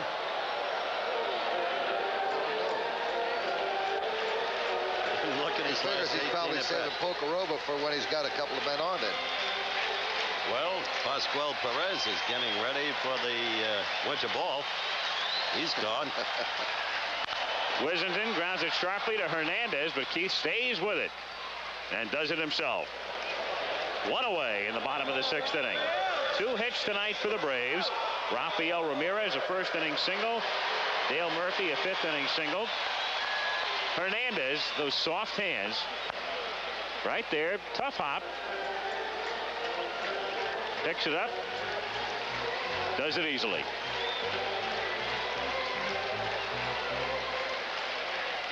Ramirez in the series is 2 for 9. Right about those soft hands, Al. He cradles the ball in. Got Len Swan hands. Up to this point, Andujar has collared this club with 2 hits in 5 in the 3rd innings. Hit sharply and gloved at 3rd by Oberkfell. At his shoe tops for the out. That's 2 balls that were hit very, very hard there for 2 outs. He's getting the ball over. That's what he needs to do. Make him hit the ball. Right into the glove of Oberkfell. 2 gone in the 6th inning. And Jerry Royster is the batter. That looked like the line drive to Russell. Exactly. That marking the spot where Henry Aaron hit home run number 715 against the Dodgers in 1974. Exactly what the Braves need. 1-0 on Royster. Poor Jerry, an ignominious night to begin with. Has hit into 2 double plays, and now he gets knocked down.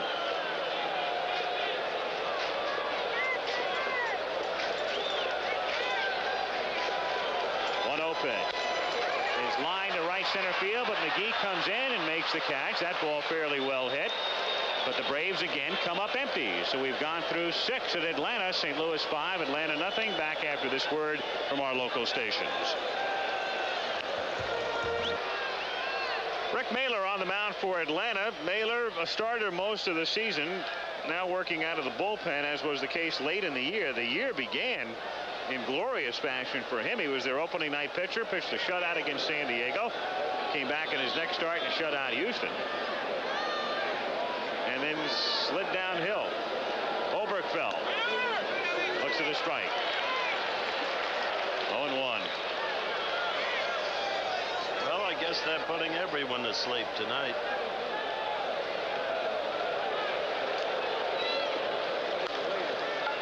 Into right field for a base hit. So Oberkfell has his first hit of the night. 3rd hit in the series. The Cardinals with 9 hits now. And Lonnie Smith is the batter.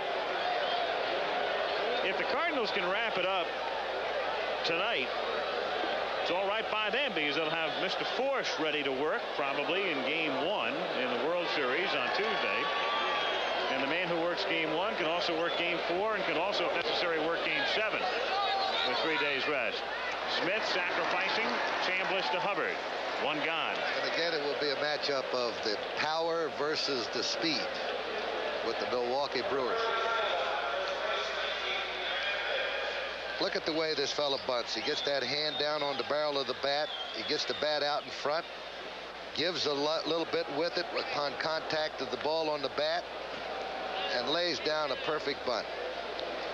He allows the first baseman to come in to field it and advances the man to second base. Brings up Keith Hernandez. If the Cards do indeed wrap this thing up tonight, it would be power against speed. But the difference is, and I think the fans could see it clearly during the course of this series, superiority in Milwaukee pitching over Atlanta's pitching. Because you've got Sutton. St. Louis pitching, Milwaukee pitching over Atlanta pitching. What I said first was correct. Because you've got Sutton, Vukovic, Caldwell. You simply have better pitching depth. Don't you agree? Haas. Moose Haas, who pitched effectively. I think their starting staff is much, much better than the starting core of the Atlanta Braves. Without only question. that, the discovery of Ladd. And two fingers not being able to pitch in this playoff may be ready for the Fall Classic. Exactly. Daryl Porter having a great series at the plate with runners at first and second. One gone and takes up and away. What a job that Ladd did for the Brewers. Yep. Outstanding. Spends most of the season in Vancouver in the Pacific Coast League. Man, with a lot of pressure on him. In the absence of fingers, Raleigh's been gone a month. Just saw that shot of manager Joe Torre. 2-0 the count. Kid played at St. Francis Prep in Brooklyn. Grew up there, played at the parade grounds.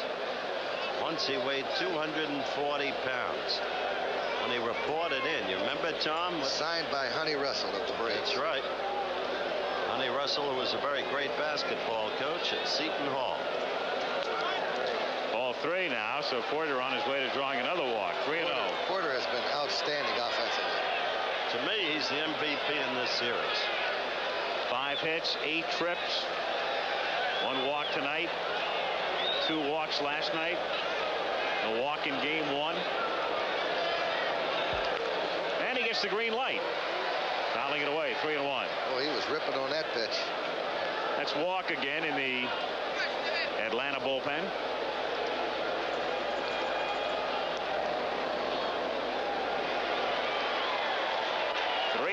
Porter. 2 on, 1 out. 7th inning. 5-0 Cardinals. And Porter's on again, so they're loaded up for George Hendrick.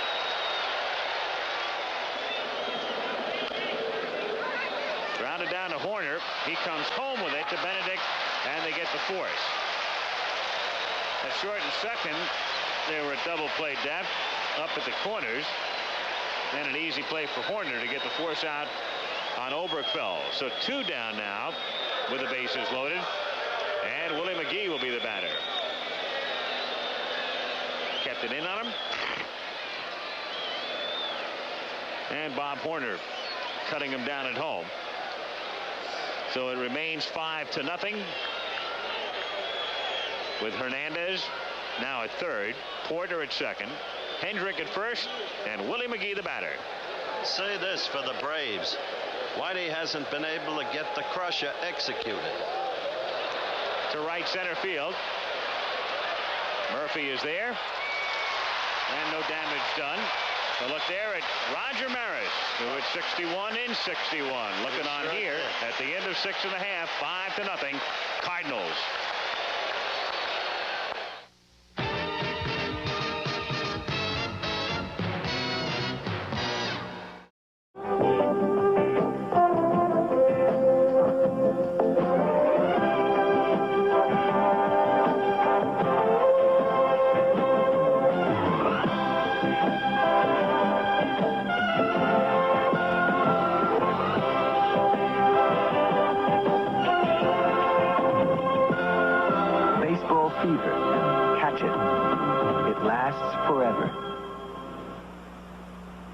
The preceding message was furnished by Major League Baseball. The Atlanta Braves to send up Washington, Horner, and Chambliss in the bottom of the 7th inning. The St. Louis Cardinals with 4 runs in the 2nd, 1 run in the 5th, on top 5-0. The Braves must get on the board in this inning to really get their confidences back, and Washington's got to get on. They very well may. Let's face it.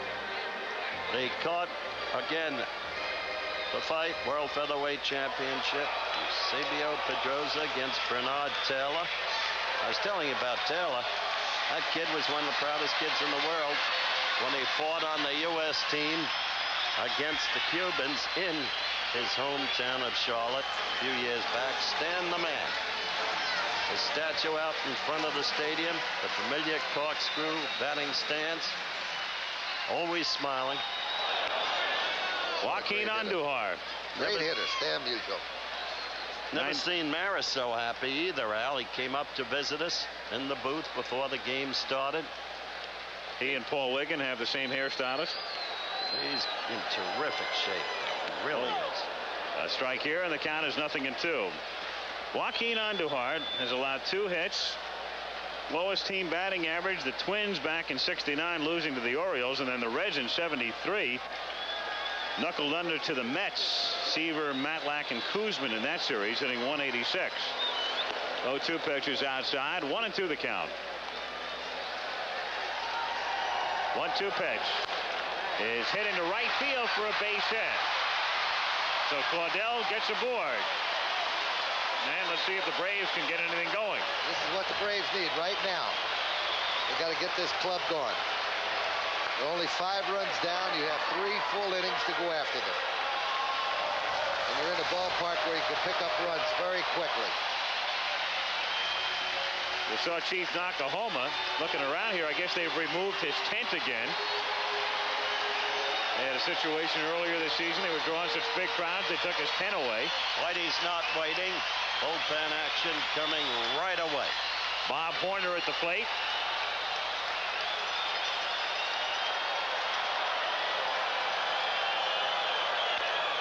It's a chopper to the right side, and nobody's there with a shift. Base hit into right center, and Washington moves to 3rd. And Washington was lame coming into 3rd base. Looks like a hamstring. As he rounded 2nd, Claudel is injured, and Torre is out to see him. But the Braves have runners at 1st and 3rd, and nobody out in the bottom of the 7th inning. So the trainer Dave Fursley and manager Joe Torre to check out Washington, who came gimping into 3rd.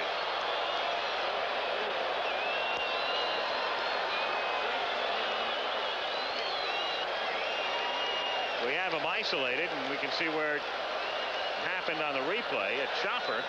Herr was playing up the middle at 2nd base to the pull hitter. Ball chopped to the right side and through as Claudel looks at it.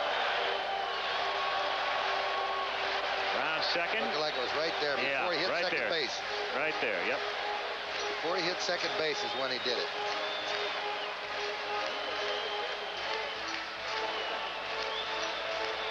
Now Horner again, you can see Herr in the bottom left-hand portion of your screen. He's the 2nd baseman. There he is, playing slightly on the left field side of 2nd base, because you don't figure Horner's going to hit it in that direction. So runners at 1st and 3rd, but right now the Braves concerned about the condition of Washington. Suddenly, swiftly, the very point we were making. Cardinals failing to apply the crusher. There's the St. Louis bullpen. Bear on the left and Jim Cott on the right. And one big blow now, and we've got a ball game. Meanwhile, we're probably looking at a pinch running situation here. Injury of that nature normally necessitates the removal from the game, and that will be the case with Claudel Washington.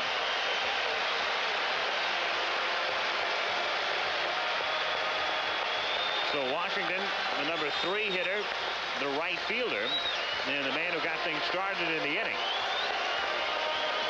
comes limping off with nobody out in the 7th.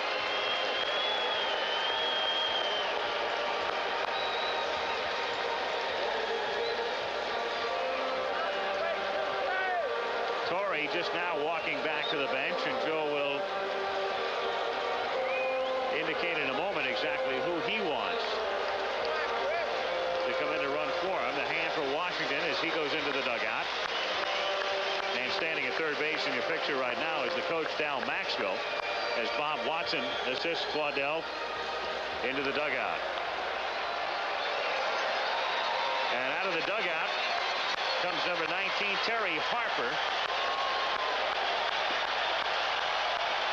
who spent part of the season in the minors and was playing regularly down the stretch. He was playing regularly in left field.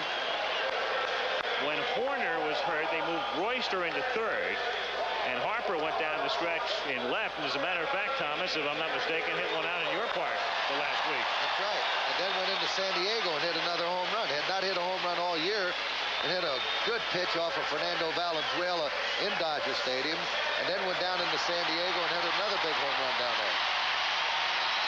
Chris Chambliss with runners at first and third and nobody out, goes after the first pitch and doesn't get it. You have to have some action right here from Chambliss and Murphy to keep this inning going.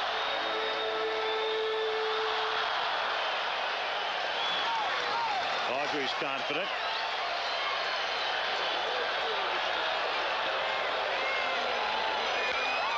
Grounded to the right side. Herr stays with it to Smith, one, and turns it over 4-2. They give up a run, but they avoid the big inning. Coming in to score Harper, the infield double play depth. Naturally, you lead by 5. You're looking for outs, and they get 2. You see that Ozzie Smith get rid of that ball when it was fed to him by Herr? Right. Just watch how quickly he unloads the ball. And he's really out of sync there, too, and yet he's still able to get it a lot on the throw. Off balance on the bag itself, and he got enough on it. So 2 down with the bases empty. It's 5-1. And 0-1 is the count on Murphy. 3 double plays have really helped Andujar.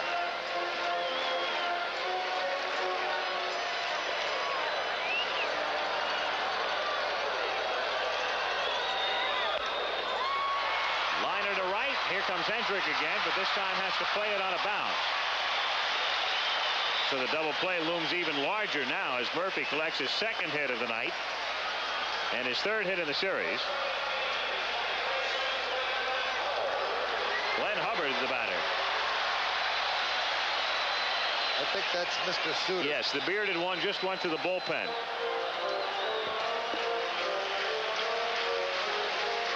And Bear and Kotz sit down. As soon as Suter gets down there, everybody else sits down. There he is.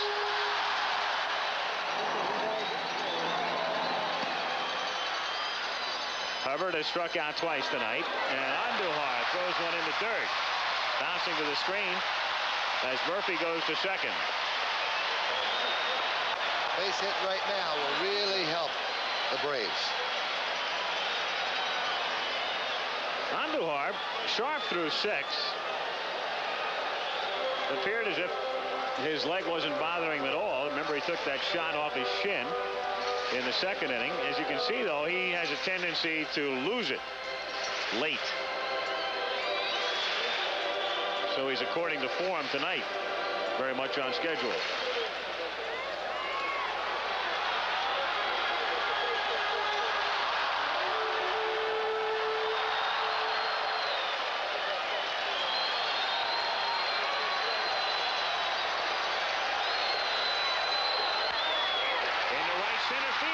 A base hit, and that will score, or will it? Because Murphy falls down, then the throw is a rainbow, and he scores anyway. McGee made a bad play right there trying to throw that ball home. But he could have allowed Hubbard to go to second base on that high throw over the cutoff man's head. But Hubbard didn't, and here he is as Murphy rounds third. If he's upright, he scores easily, no problem. Okay. But he goes down, and McGee threw a rainbow into home plate. Murphy is able to scramble to his feet and come in anyway, and Herzog goes to the mound. And it is now Bruce Suter time. So Whitey calling in the ace. 5-2 in the 7th. We'll be right back. Bruce Benedict is the batter.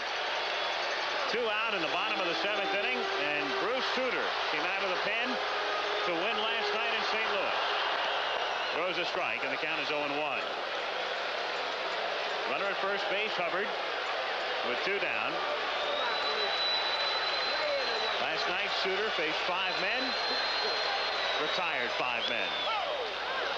No chance for Benedict, and the count is 0-2. 0-2 pitch. See how that ball? That's a tough pitch to lay off of with 2 strikes. That ball reacted just like a knuckleball.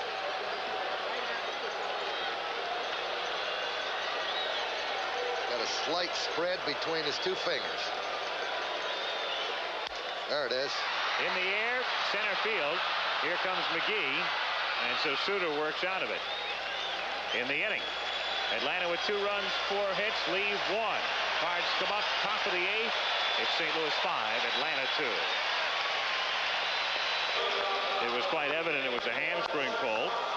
That is the case, and it's also serious enough so that if we go to a 4th game tomorrow, it looks like Washington would miss that one. 8th inning, Ozzie Smith trying to butt his way aboard. Benedict out to glove it and doesn't get him. And Ozzie, who can fly like McGee, is safe at first base.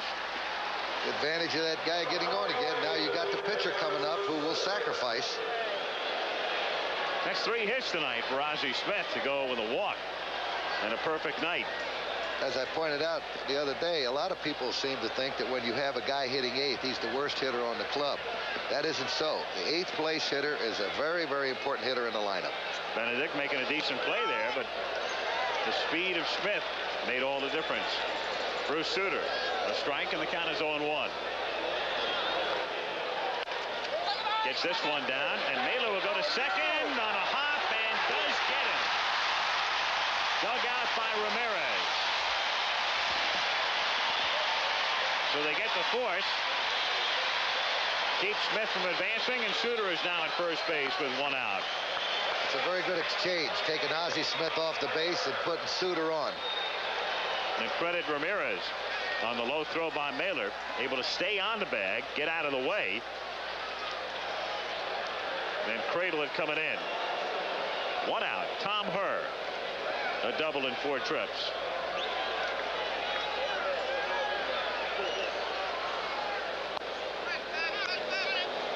It's no different in any sport, Tommy.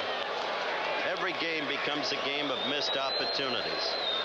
And now the Cardinals have to look back because they're involved in a game when they could have scored 8 or 9 runs and blew it. Fouled away, 1-1. For the benefit of the youngsters watching, when you sacrifice, you must make the first baseman field the ball. To left field, Royster. 2 down.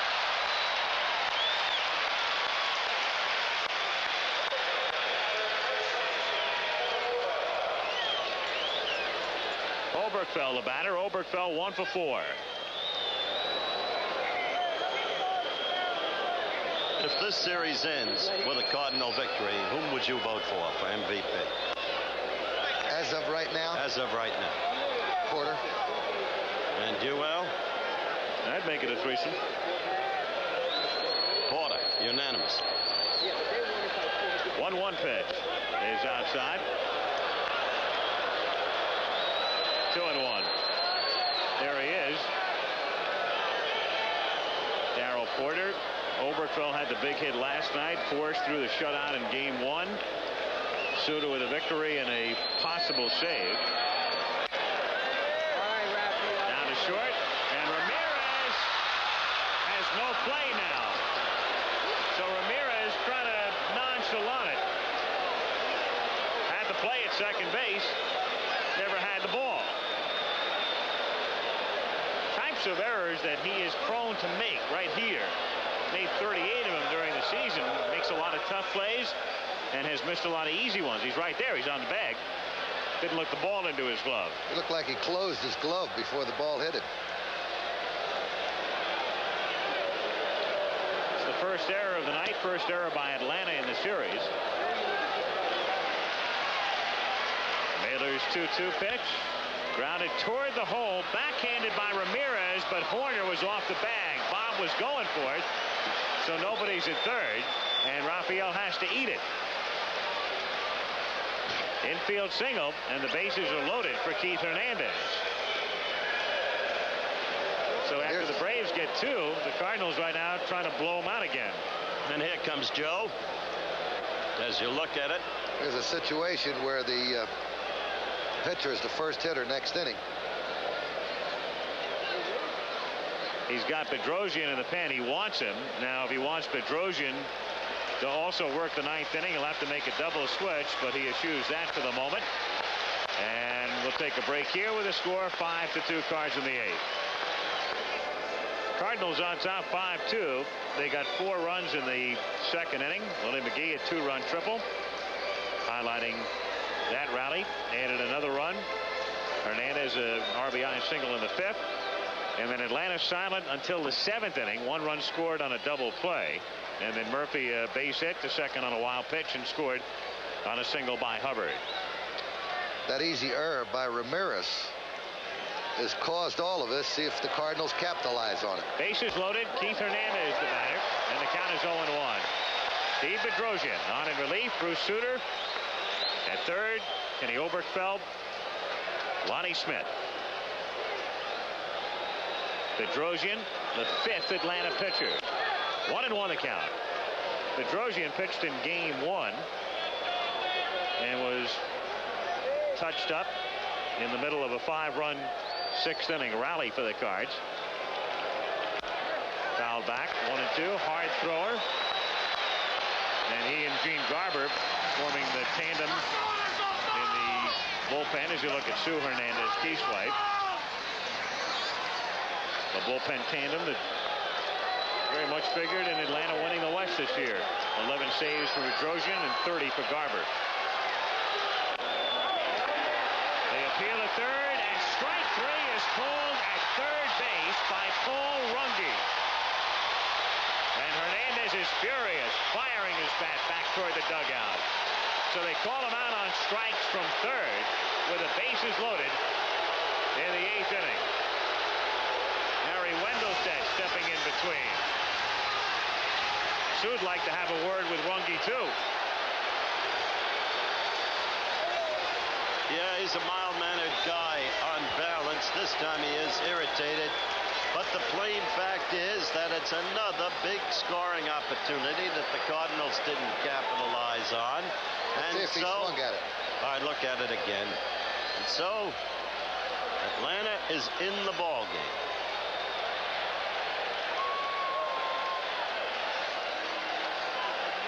Bruce Sutter. Working here. I spoke with Bruce, talked to him about his split finger fastball. Here was our talk. How in the world did you develop that split finger pitch? Well, it was kind of crazy. I had an elbow operation, and when I came back, I couldn't throw as hard, and I was afraid to throw the slider, the curveball, twist my elbow. So Freddie Martin was the pitching coach in the minor leagues for the Cubs. Showed me this pitch, and a pitch that I don't have to twist my elbow, and it's easy on my arm, and it just kind of came pretty easy to me. And the ball acts like it's falling off a table. Well, I guess the closest thing to compare it to would be a spitball, where it comes in and it looks like a fastball. It really doesn't have any definite spin that the other pitches have, and it'll drop right down at the last second. Now, Bruce, this Atlanta club, oddly, is the one club, despite your easygoing attitude, that you seem to have had trouble with. You're aware of this. Well, right, but I mean, when I was pitching against the Atlanta Braves, I was going through a 3-week period where I really wasn't getting anybody out. The Mets pinned 2 losses on me in 2 days. The Braves hit me hard. You know, I was just going through one of those periods of time, but since then I've made a few adjustments, straightened things out. You know, and I think they'll see a lot different Bruce Sutter today. And tomorrow and the next day. Bruce Sutter protecting a 3-run St. Louis cushion. As we go to the bottom of the 8th inning, Brett Butler comes up to pinch hit for Bedrosian. He played last night. He was the man who almost made the catch on Oberkfell's drive in the 9th inning. Butler, a big disappointment this year after starting the season in the starting lineup. Batted just .217 in 89 games. Drove in 7 runs this season and did not have 1 RBI after April 16th. Oh, right, all that said and done, it's easy to sit up here and second guess. But I still don't understand, as you look at a swinging strike, why Joe Torre didn't make the double switch. Now what he's got left in the bullpen is Garber, admittedly coming off a great season. But should he have to lift Garber, then he has to go to a pitcher much inferior on the record to Bedrosian. Butler tries to bunt his way on and can't. 0-2. Chopper, Tommy Herr throws and gets What a him. play. Certainly was. Tommy Herr quietly and efficiently doing the job. That was a pretty good play he made also in the 7th inning on that double play. Not spectacular, but he could have gotten caught in between hops, and he started the DP. And here he has only one chance. He can't short hop that one and get Butler with his speed. And he gets him here.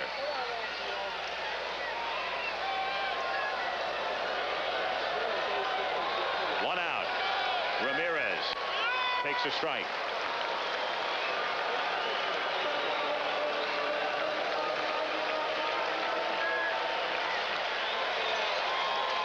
One out, bases empty, bottom of the 8th inning.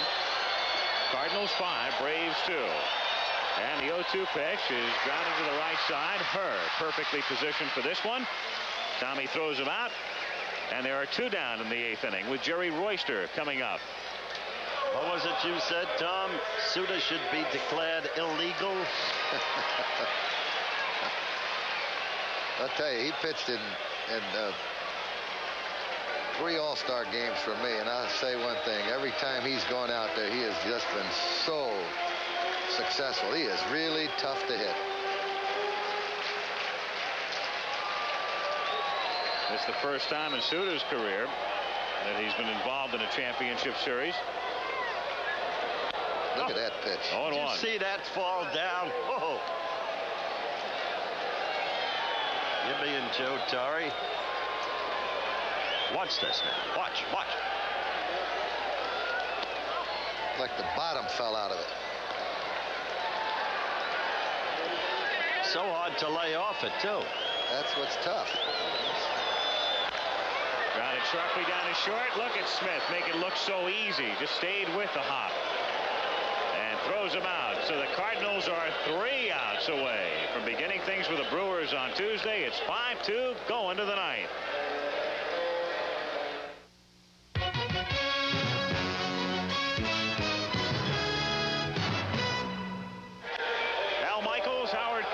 Tom Lasorda at Atlanta Stadium as we go to the 9th inning. The St. Louis Cardinals on top 5-2, and Gene Garber, the losing pitcher last night, becomes the 6th pitcher utilized by Joe Torre in game number 3. He'll face Porter, Hendrick, and McGee here in the top of the 9th inning, and then when the Braves come up in the bottom of the 9th inning, 3, 4, and 5 hitters, and the 3 spot is occupied by Terry Harper because of the injury to Claudell Washington. So it's Harper, Horner, and Chambliss against Suter. Porter takes outside, ball 1. 1-0. Oh boy, does Garber give you a lot of motion, huh, Timmy? Very deceptive. He hides the ball very well, turns the back. Watch how he turns that back to the hitter. 1-1. He doesn't have the velocity that he once had, but he makes it up in good control. He keeps the ball down. He sinks the ball and has come up with a very good changeup. And he's ahead now, 1-2. Here you see Garber's motion. As he starts, he pivots, turns his back to the. You still can't see the ball. You still can't see the ball. Right now is when you start picking up the ball.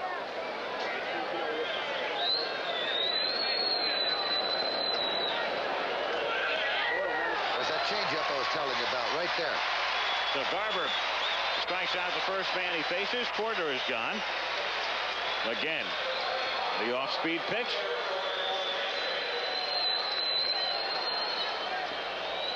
Tails away from him, too. Down he goes. George Hendrick, 1 for 4 tonight, drove in the first run of the game in the 2nd inning.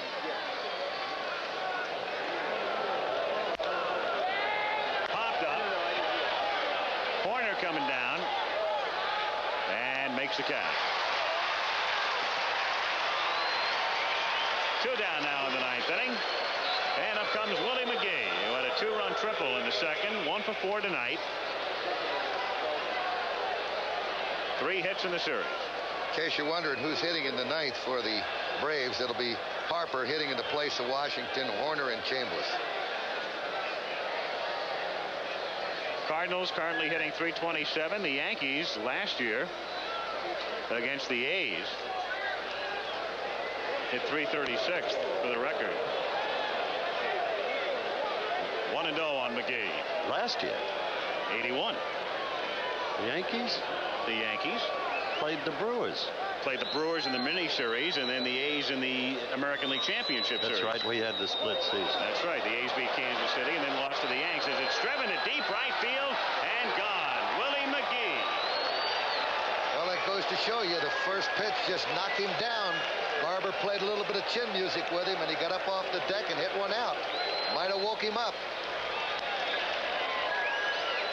So Willie McGee, a home run to go with the pair of triples he has in the playoffs, and the Cardinals are on top by a score of 6-2. The first home run in the 3 games. And here in the launching pad, it's gone.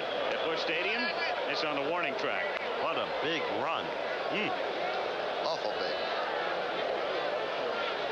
1-0 the count. And for a strike, and the count is 1-1. Tell you, this guy, he's had a big series. Marvelous fielding performance throughout the series. Perfect night tonight. 3 singles and a walk and a strike here, and the count is 1-2. Ozzie could well be considered for the MVP. He's a fantastic ball player. This guy can really cut the run production down of the opposing team with his glove. 2-2 the count. In the air to left center field, and Murphy lopes over to make the catch. But in the inning, a run on McGee's homer. And at the end of 8 1/2, it's 6-2 St. Louis.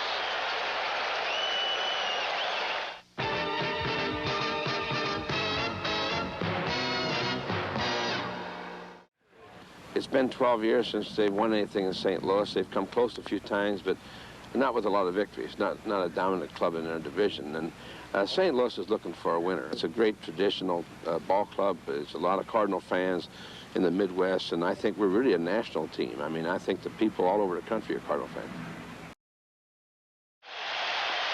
Bottom of the 9th inning, and Atlanta down by 4. The Cardinals on the verge of the National League pennant.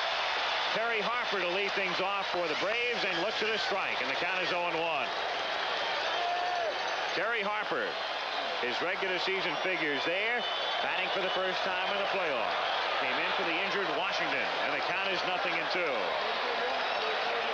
St. Louis 3 outs away from their first World Series appearance since 1968, when it was the Cardinals and the Tigers. 1-2 the count.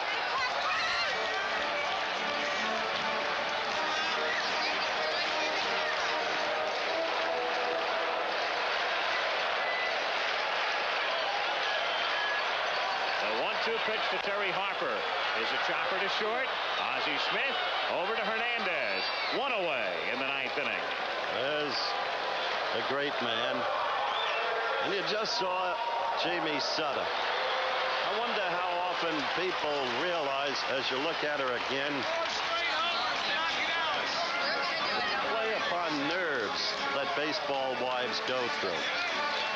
Well, you have to give them a lot of credit. They mean so much to their husbands because the tension and everyday struggle and trying to make it in the major leagues, they have to have that complete support and love from their family. Bob Horner fouls it back, and the count is 0-1. 2 outs away from a Milwaukee St. Louis World Series. A lot of interesting subplots there. One, of course, Ted Simmons against his old mates.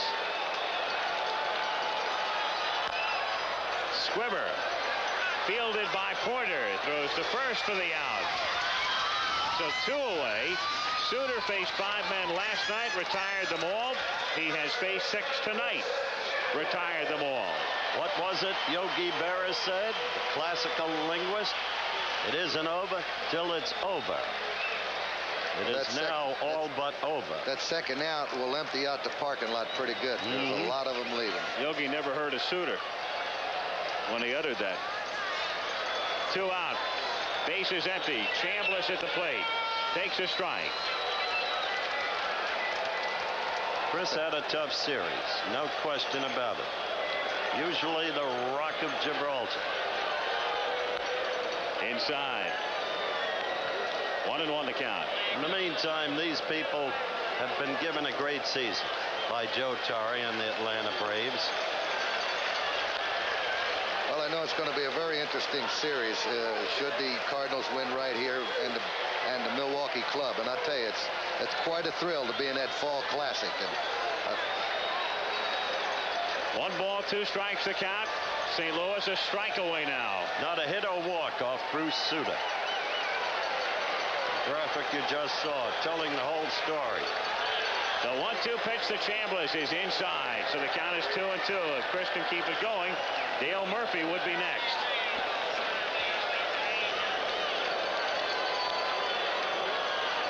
Two out, no one on, 6-2 Cards. And the 2-2 pitch is hit foul outside first by Sonny Jackson. You know, you have to say something nice about the California Angels, who lost a very, very tough playoffs to the Milwaukee Brewers and also to the Atlanta Ball Club.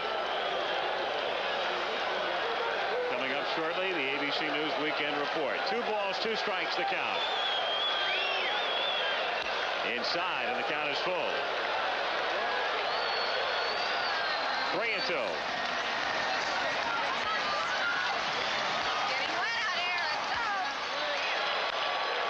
Chambliss hits it in the air to left center field.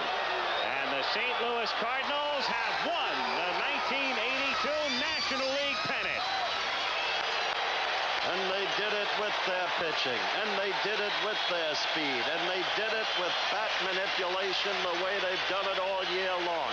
A team torn apart and put together by that man, Whitey Herzog, cut in his own mold. And throughout this series, they have played Whitey ball. The St. Louis Cardinals behind Forst in game 1. And then last night, Oberkfell driving in the game-winning run of the ninth. And tonight it's Andujar and Suter. And 4 runs in the second. And they never look back. So the Cardinals on top through much of the early season. Fell out of first place. In midsummer, the furthest behind they got this year, 3 games. Then came back and finished with a flourish down the stretch. Clinching it with 6 days to go, and then blowing out Atlanta in straight sets.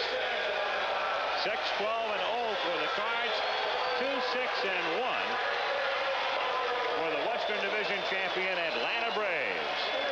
Andujar the win, Suter the save, and Camp, who was gone in the second inning, the loser.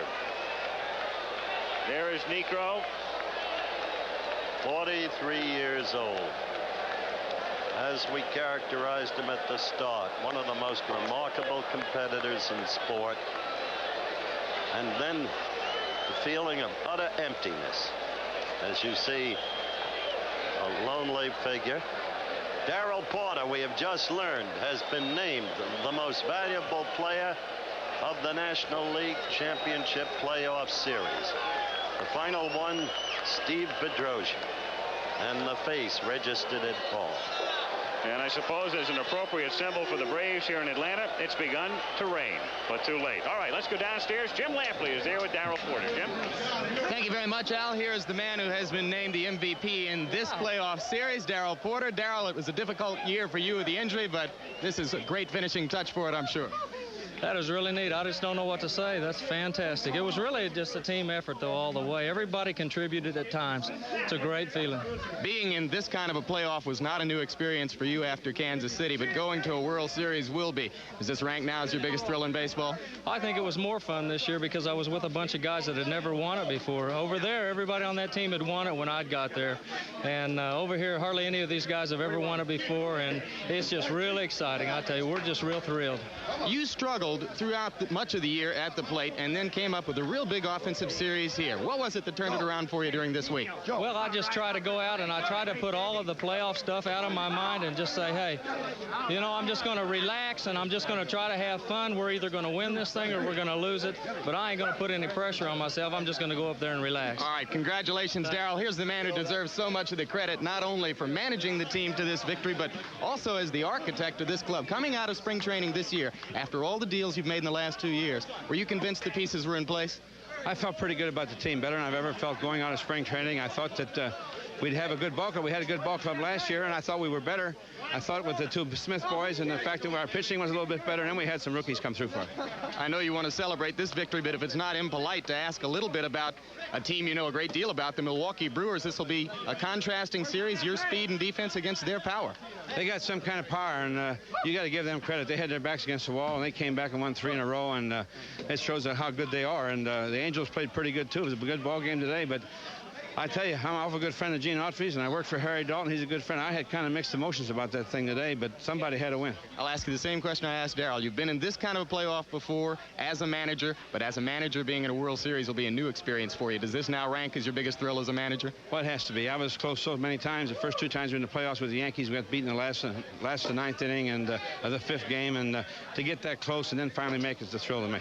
Whitey, congratulations to you and every man in this locker room. Now let's go back up to Al Michaels.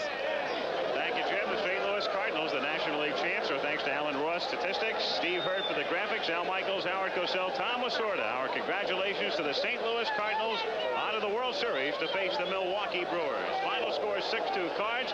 Travel arrangements made through and a promotional fee paid by United Airlines.